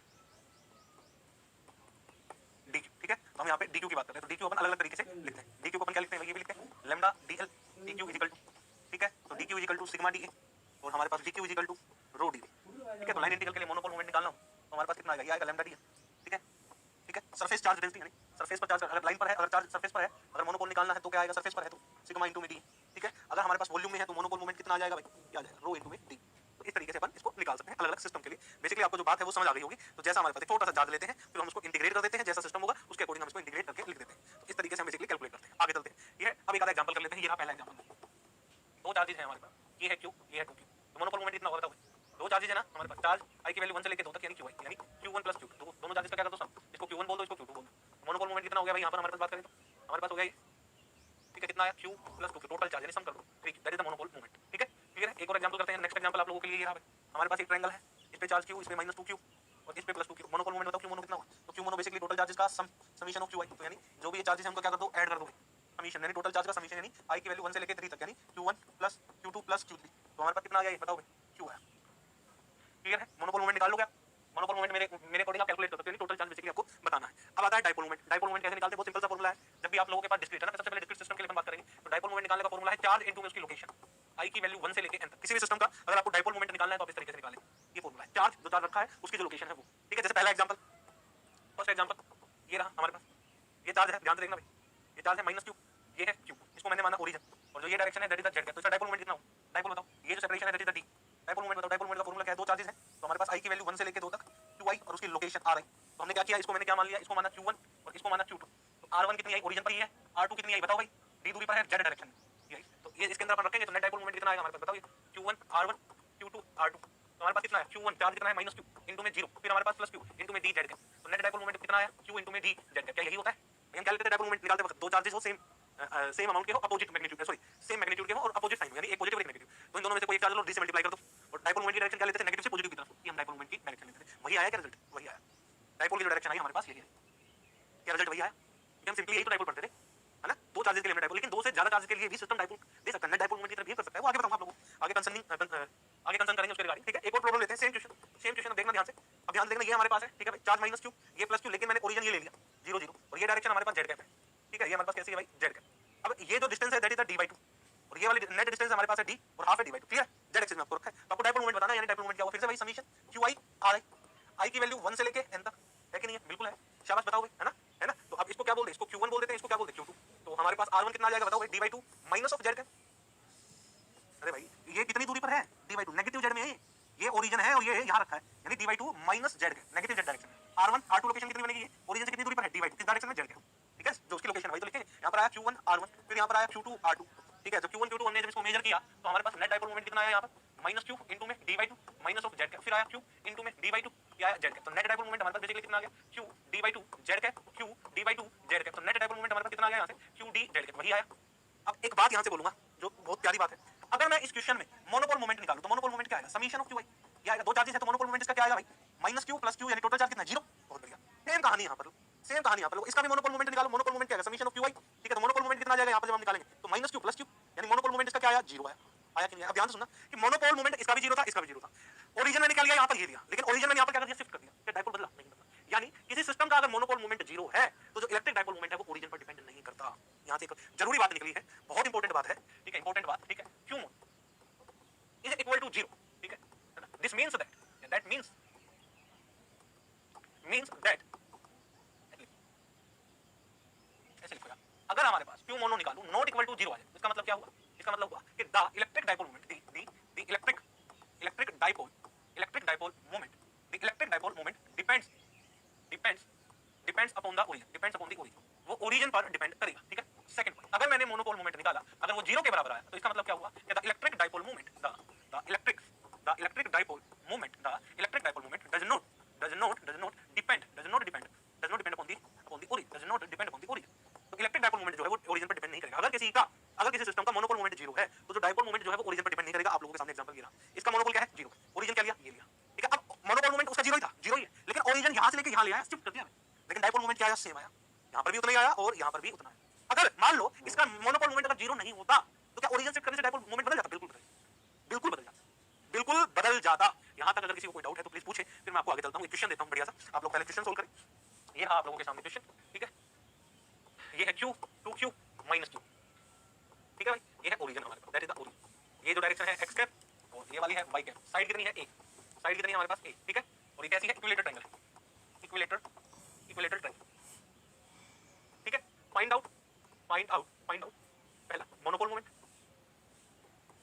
निकालो, दूसरा डाइपोल मोमेंट, ठीक है। आप लोगों को कैलकुलेट करना है, आप लोगों के सामने है, मैं टाइम दे देता हूं, ठीक है। इसको कैलकुलेट करो, शाबाश। मेरे को कुछ क्वेश्चंस लगवाने में वो लगवाता हूं एक बार, ठीक है। इतने क्वेश्चन को सोल्व करो भाई।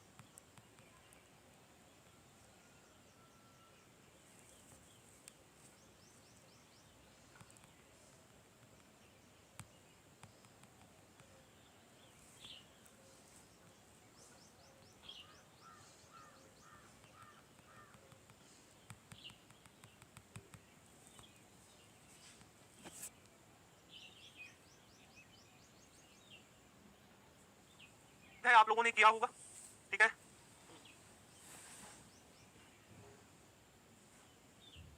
ये था आप लोगों ने सोल्व किया होगा 2020 आईटी का, ठीक है। कुछ क्वेश्चंस अपने बच रहे हैं वो अपन देख लेते हैं, है ना। क्वेश्चन देखते रहेंगे, साथ साथ चलते रहेंगे, क्वेश्चन भी पीछे जो है उनको भी कवर करते रहेंगे। कहता है spherical dielectric shell with inner radius a and outer radius b has polarization this where k is a constant, r cap is the unit vector along the radial direction which of the following statement is correct। एक से ज्यादा option इसमें ठीक हो सकते हैं, जब भी ऐसे मिल जाए, ठीक है, ऐसे मिल जाए which of the following statement is r correct, तो इसका मतलब मल्टीपल ऑप्शन का ये क्वेश्चन है ना। तो एक से ज्यादा इसमें करेक्ट हो सकते हैं। एक बच्चे ने कहा कि सर इसमें ऑप्शन सी ठीक है, वो हम देखते हैं बच्चों। तो हमारे पास एक स्फेरिकल डाइलेक्ट्रिक सेल है, यानी इसने पहले बोला एक स्फेरिकल डाइलेक्ट्रिक सेल है, ये रहा हमारे पास विद रेडियस a है इसका, और इसमें पोलराइजेशन हमें गिवन है। पोलराइजेशन हमारे पास है k by r square, r cap, that is the polarization where k is a constant and r is the unit vector along the radial direction which of the following statement is correct। the surface charge, the surface density of bound charge on the inner and outer surfaces are minus k and plus k, ठीक है भाई। Spherical shell दे रखा है with inner radius a, outer radius b, ये cell है, sphere नहीं है हमारे पास, सेल है। तो सेल बनाओ, मैंने भी ध्यान से नहीं देखा था भाई, भूल जानी चाहिए इस तरह क्लास में डाल के दो, है ना। इस तरीके का ये है inner radius a, outer radius b, और इस रीजन में हमें पोलराइजेशन गिवन है r के अलोंग, r दूरी पर, p हमें दे रखा है k by r square, r cap, that is the polarization, ठीक है। क्लियर है, स्फेरिकल सेल है, सारी बातें समझ में आ गई। और इस रीजन में ये जो रीजन है, इस रीजन में डाइलेक्ट्रिक मीडियम पड़ जाएगा। The surface density of bound charge on the inner and outer surface are minus k and plus k respectively. The volume density of bound charge inside the dielectric is 0। अच्छा जी, volume यानी पहले तो आप निकालो sigma r बराबर a पर, इसके बराबर फॉर्मूला क्या था भाई, p डॉट n कैप, ठीक है। अब इनर सेल ले लेते हैं, ये नहीं, इनर सेल ये ले ली मैंने, मान लो ये वाली। तो a वेक्टर की डायरेक्शन क्या बनेगी, n कैप, पोलराइजेशन की डायरेक्शन क्या बनेगी, ये p, that is the p, n cap और p दोनों किधर है, अपोजिट डायरेक्शन में है, तो यानी p इनटू में मैग्नीट्यूड इसका 1 इनटू में एंगल कितना एक्सपोसिटी अपोजिट डायरेक्शन में। तो सिग्मा r बराबर a बराबर हमारे पास कितना आया, p माइनस p, ठीक है। अब r बराबर ये वैल्यू पुट कर देनी है, तो सिग्मा r बराबर a is equal to minus k by a square, ठीक है। अब इसी तरीके से आउटर सरफेस पर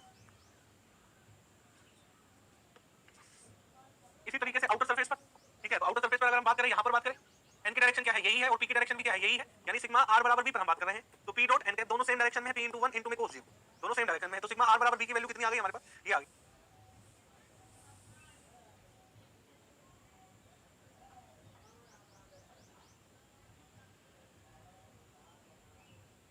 और बी की वैल्यू लिख दूंगा तो के बाई बी स्क्वायर।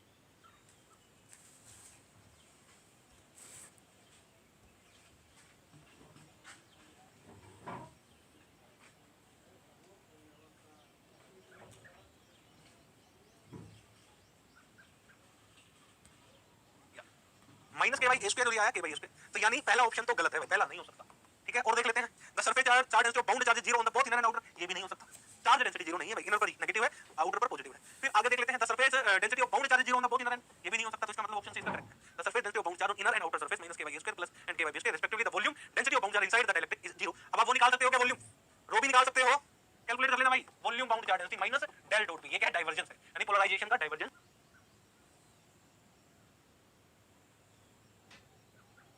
डाइवर्जेंस आप ले लो भाई,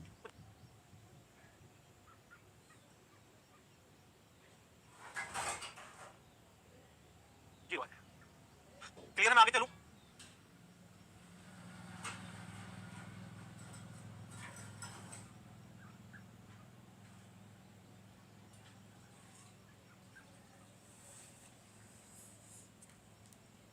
आगे चलूं, ये सवाल आप लोगों को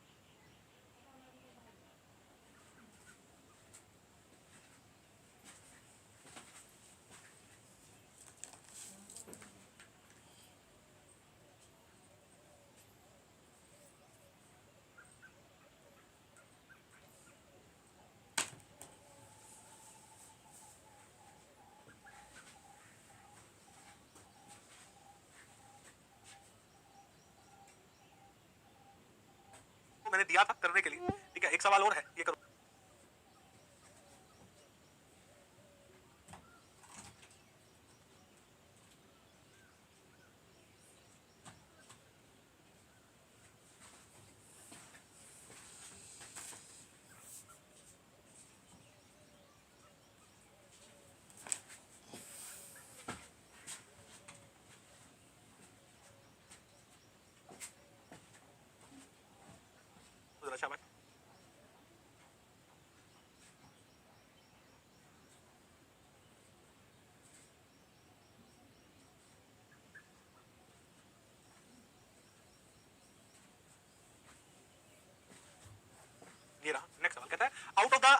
following statement to choose the correct options एक से ज्यादा हो सकते हैं अबाउट ए परफेक्ट कंडक्टर, ठीक है, ऑप्शंस बोल दिए यानी चूज द करेक्ट ऑप्शंस एक से ज्यादा अबाउट ए परफेक्ट कंडक्टर के रिगार्डिंग कौन कौन से ऑप्शंस हैं जो है वो ठीक हो सकते हैं।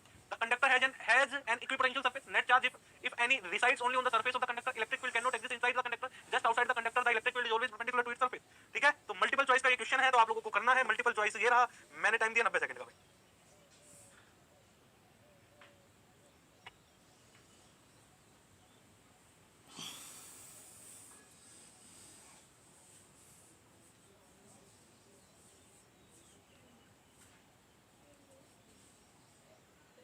कल हम इलेक्ट्रिक डायपोल पर थोड़ी और चर्चा करेंगे, इलेक्ट्रिक डायपोल की वजह से पोटेंशियल कैसे कैलकुलेट करते हैं उस पर भी हम डिस्कस करेंगे, ठीक है, इलेक्ट्रिक फील्ड कैसे कैलकुलेट करते हैं, उन सारी बातों पर अपन चर्चाएं करेंगे।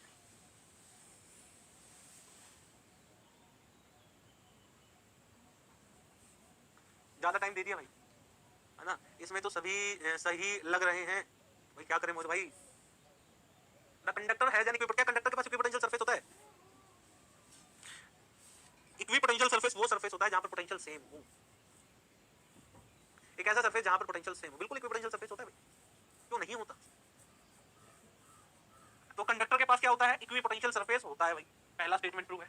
Net charge if any reside only on the surface of the conductor, बिल्कुल कंडक्टर को कोई भी चार्ज देते हैं तो वो कहां चला जाता है, सरफेस पे चला जाता है, तो बी ऑप्शन भी ठीक है, मैंने बताया था कोई भी चार्ज कंडक्टर को दे दो वो कहां जाता है, सरफेस पर। ये कहता है the net charge if any resides only on the surface of the conductor, बिल्कुल। Electric field can not exist inside the conductor, conductor के अंदर इलेक्ट्रिक फील्ड एग्जिस्ट ही नहीं करती है, मैं बता चुका हूं, जीरो होती है इनसाइड।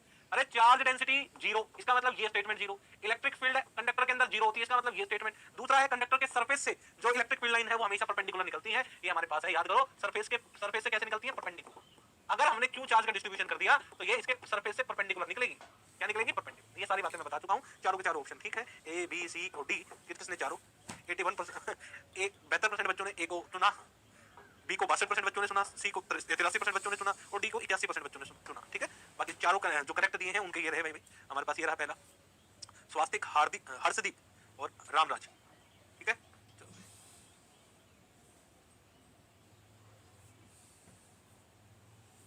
बताओ, the electrostatic energy of uniformly charged spherical cell of total charge 5 coulomb and radius 4 meter is round off up to decimal तक आपको बताना है, 3 डेसिमल, ठीक है यार, इसमें डेसिमल नहीं आते यार, डेसिमल का ऑप्शन आना तो चाहिए। क्लोजेस्ट लिख देना भाई, क्लोजेस्ट है ना, फिर से मैंने 90 सेकंड का टाइम दिया, क्लोजेस्ट लिख देना।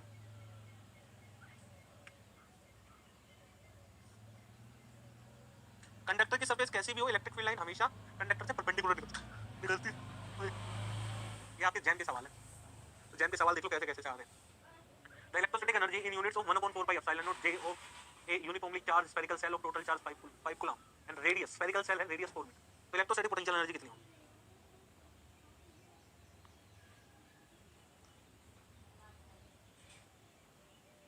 ऑप्शन नहीं है भाई, इंटीजर टाइप है यार, इंटीजर टाइप है, ऑप्शन नहीं है, इंटीजर यानी मान लो आपकी वैल्यू 0. ऐसे समझना 1.5 आती है वैल्यू, 1 मतलब 1.5 तक अगर वैल्यू आती है तो 1 लिख दो, अगर 1.7 है यानी 5 से 1.5 से बड़ा हो तो 2 लिख दो, यानी क्लोजेस्ट इंटीजर आप टाइप कर दो, मैं समझ जाऊंगा कि आपने ठीक जवाब दिया, ठीक है। तो 3.215 आए तो 3 लिख दो, जिसका ये आ रहा है 3.125 तो वो 3 लिख दो, ठीक है, क्योंकि इसमें भाई इंटीजर बताना है ना यार, आपको पॉइंट आ नहीं रही इसमें, लेकिन आपको वहां पे पॉइंट्स के ऑप्शन मिलेंगे, वहां पे फिल करना होता है पॉइंट के साथ।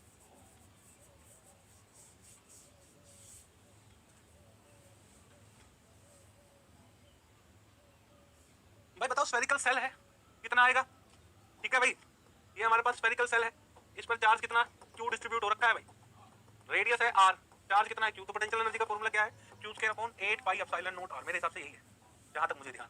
चार्ज कितना है 5 कूलम, तो 5 × 5, ठीक है, 2, आर की वैल्यू हमारे पास कितनी है 4, ये आ गया, इनटू में 4 पाई एप्सिलॉन नॉट, और इस यूनिट में बताना है ना, तो ये वाली यूनिट में आपको बताना है, तो यू हमारे पास कितना आ गया यहाँ से 25 डिवाइड बाई 8, ठीक है, इनटू में 1/4 पाई एप्सिलॉन नॉट जूल, ये वैल्यू कितनी आई हमारे पास बताओ, 8 × 24, 8 × 24 यानी 3 × 24 1 बचा, फिर हमारे पास 2 20, 8 दूनी 16, फिर 8 × 5 40, ये आंसर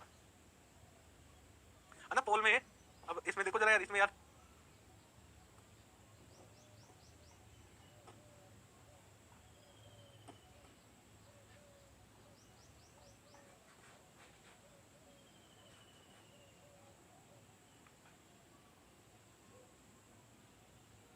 थ्री लिखते हो ना, थ्री आंसर कितने लोगों ने दिया वो देख लो, है ना, ओमकार, अमन और ये छवि।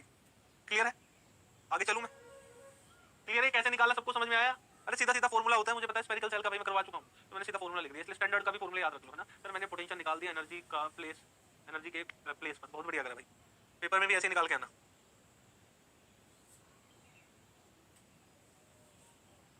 मुझे यार एक बात बताना, क्या ये मैंने क्वेश्चन करवा दिया था आप लोगों को? एक क्वेश्चन ये सोल्व करवा दिया था। An infinitely long very thin straight wire carries uniform line charge density this, ठीक है। ये 10⁻⁻² है, ये पावर में है अभी, ये पावर में ही आना चाहिए।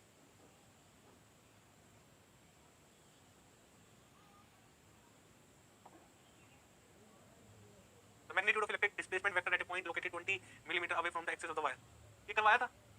नो सर, नो सर, करवाया था, जहां तक मुझे याद है। चलो कोई बात नहीं, करो भाई, फिर से करो, आपको फिर से बताना है भाई, है ना। इंटीजर टाइप है, 1 मिनट का लो टाइम।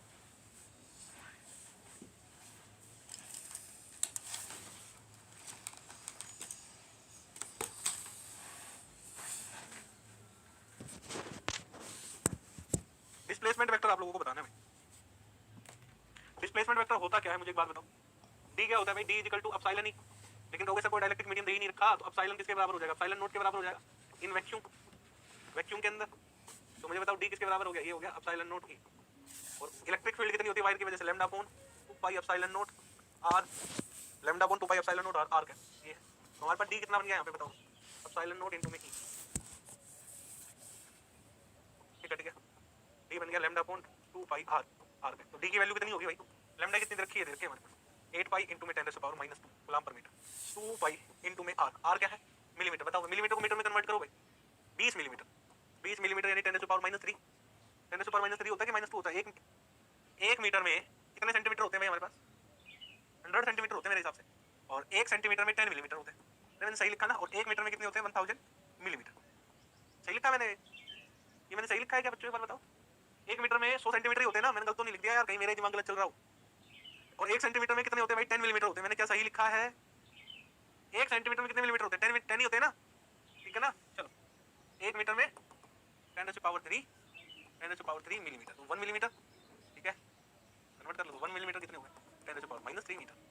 यहाँ पर रख लो यार, 8 pi into 10⁻² divided by 2 pi into में आर है 20 इंटू में 10⁻⁻3, एक जीरो, एक कट गया 4, ये कट गया 2, बच गया कितना? 2। आंसर कितना आ गया? 2। क्लियर है क्या?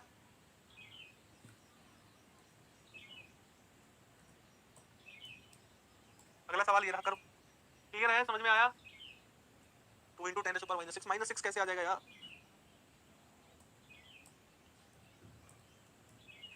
चलो भाई, इसको टाइम देता हूँ आप लोग, फिर से मैं आप लोगों को टाइम देता हूँ करने के।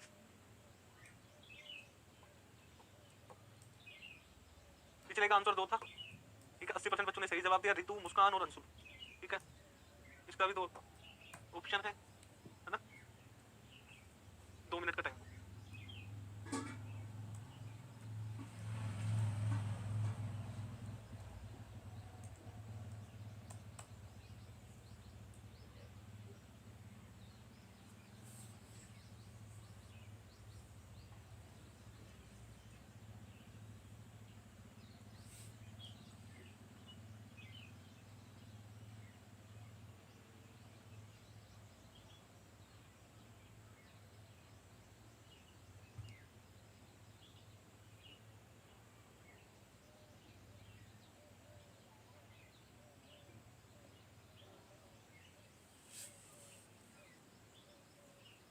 Give a spherical symmetric charge density के R square less than R cap और बाहर 0 greater than field for R is less than. बताओ इलेक्ट्रिक फील्ड बताना है। अभी गोजलो नहीं लगता है तो अपने आप से सवाल करें कि मैं ऐसा क्यों हूं, भगवान ने मुझे ऐसा क्यों बनाया है। ये सवाल अपने आप से आना चाहिए कि मैं ऐसा क्यों।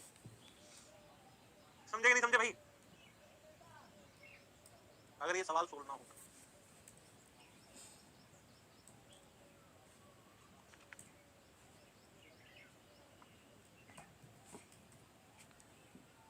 देखो भाई, ये हमारे पास स्फीयर है और इसके अंदर जो चार्ज डेंसिटी है, रेडियस कितना है? रेडियस आर, रेडियस आर है, चार्ज डेंसिटी में दे रखी है rho is equal to K R square, rho is equal to K R square. और आपको बताना है the electric field inside R is less than R, यानी इनसाइड आपको इलेक्ट्रिक फील्ड बताना है। ये कोई पॉइंट है, तो आप क्या करोगे? गॉसियन सरफेस ड्रॉ करोगे, that is the Gaussian surface. Gaussian surface है ना, यहाँ पर छोटा सा एरिया लोगे that is the ds, electric field की डायरेक्शन यही है E, ठीक है, तो सेम है, गोल रो लगाएंगे, यानी E डॉट ds किसके बराबर है, q enclose by epsilon naught, ठीक है, टोटल चार्ज कितना प्रेजेंट है वो हमें निकालना पड़ेगा, इलेक्ट्रिक फील्ड और एरिया वेक्टर दोनों सेम डायरेक्शन में है, तो cos 0 आ गया q enclose by epsilon not, तो E बाहर आ गया इनटू में ds किसके बराबर q enclose by epsilon not, E into में 4 पाई r स्क्वायर, ठीक है, बराबर q enclose by epsilon naught, ये आ गया इक्वेशन नंबर 2। अब निकालो q एनक्लोज, टोटल चार्ज कितना इसके अंदर प्रेजेंट है, तो रो इनटू में dv, ठीक है, तो रो इनटू में dv हमारे पास volume integral k r square into में r square sin theta d theta d phi dr, volume integration कर रहे हैं ना पर, ठीक है, यहाँ पर तो हमारे पास, ठीक है, r की वैल्यू 0 से कैपिटल, क्योंकि इनसाइड निकालना है तो 0 से स्मॉल r, 0 से 2 पाई और ये 0 से पाई, ठीक है, कि हमें इलेक्ट्रिक फील्ड इनसाइड निकालना है, तो हमारे पास कितना आया k इनटू में q enclose is equal to k into में r की पावर 4 dr, फिर आया sin थीटा d थीटा, फिर आया d फाई, y की वैल्यू 0 से 2 पाई, थीटा की वैल्यू 0 से पाई, ये 0 से स्मॉल r, हमारे पास कितना है k r की पावर 5/5 इनटू में 4 pi, equation number 2, equation third, sorry third, equation third put in equation second, equation third put in equation second, second में पुट कर देंगे तो हमारे पास आया e इनटू में 4 by r square is equal to k into में r की power 5/5 into में 4 पाई, यही थी k r की power 5/5 4 pi divide by epsilon naught, ये दिखा हमारे पास।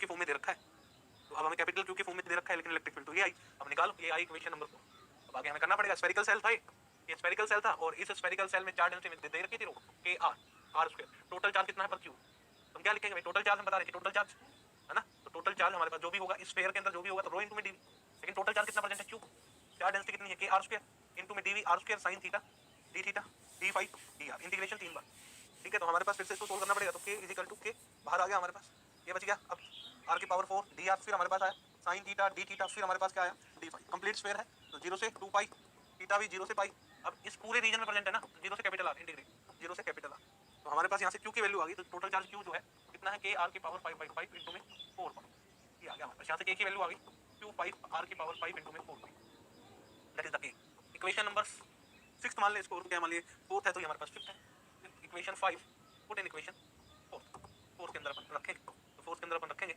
इक्वेशन 5 को, तो इनसाइड इलेक्ट्रिक फील्ड हमारे पास कितनी आई थी k की जगह, यानी q इनटू में 5 डिवाइडेड बाय r की पावर 5 4 पाई इनटू में r की पावर 3 5 एप्सिलॉन नॉट, यही था, ठीक है, तो देखो 5 से 5 कट गया हमारे पास, इलेक्ट्रिक फील्ड हमारे पास बेसिकली कितनी आ गई यार, q r की power 3 4 pi epsilon naught r की पावर 5 r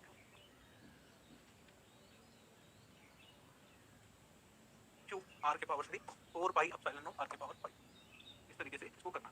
सर वीडियो रुक रहा है, वीडियो फ्रीज हो गया है सर, अब कल करवा देना यार, कल तो आता ही नहीं है ना, ऐसे मत करा करो यार, अभी तो यार 2 घंटे तो पढ़ा लेंगे आप लोग मुझे कम से कम, वीडियो रुक रहा है अभी भी, ये समझ में आया कि नहीं आया, अगले सवाल की तरफ अपन चलते हैं फिर, ठीक है भाई, बताओ, ये बताओ अब, शाबाश,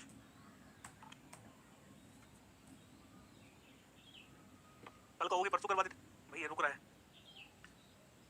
पिछले सवाल में किसी को कोई डाउट है क्या, पिछले सवाल में अगर किसी को कोई डाउट है तो प्लीज पूछें, अगर क्लियर है तो वेल एंड गुड है, सारा डाटा खत्म हो गया है भाई, करीना कह रही है कि सर लेक्चर में ही सारा डाटा खत्म हो जाता है, क्या ही करेंगे बताओ जी। सवाल ये रहा, for an infinitely long wire with uniform line charge density along the z axis, the electric field at a point a b 0 away from the origin is this, our unit vector in cartesian coordinate, आपको electric field बतानी है cartesian coordinate के अंदर, electric field बताओ cartesian coordinate के अंदर, मुझे बताओ कैसे क्या है, for an infinitely long wire with uniform linear charge density lambda along z axis में रखा है, electric field at a point, इस पॉइंट पर आपको इलेक्ट्रिक फील्ड बतानी है, क्या हुआ, शाबाश, पिछले का आंसर क्या आया था, पिछले का आंसर ए आया था भाई, कितने लोगों ने 63% बच्चों ने सही जवाब दिया, रितु, प्रतीक और रूपाली, बहुत बढ़िया, चलो फिर से आगे चलते हैं, 2 मिनट का टाइम लो, एक करके बताओ।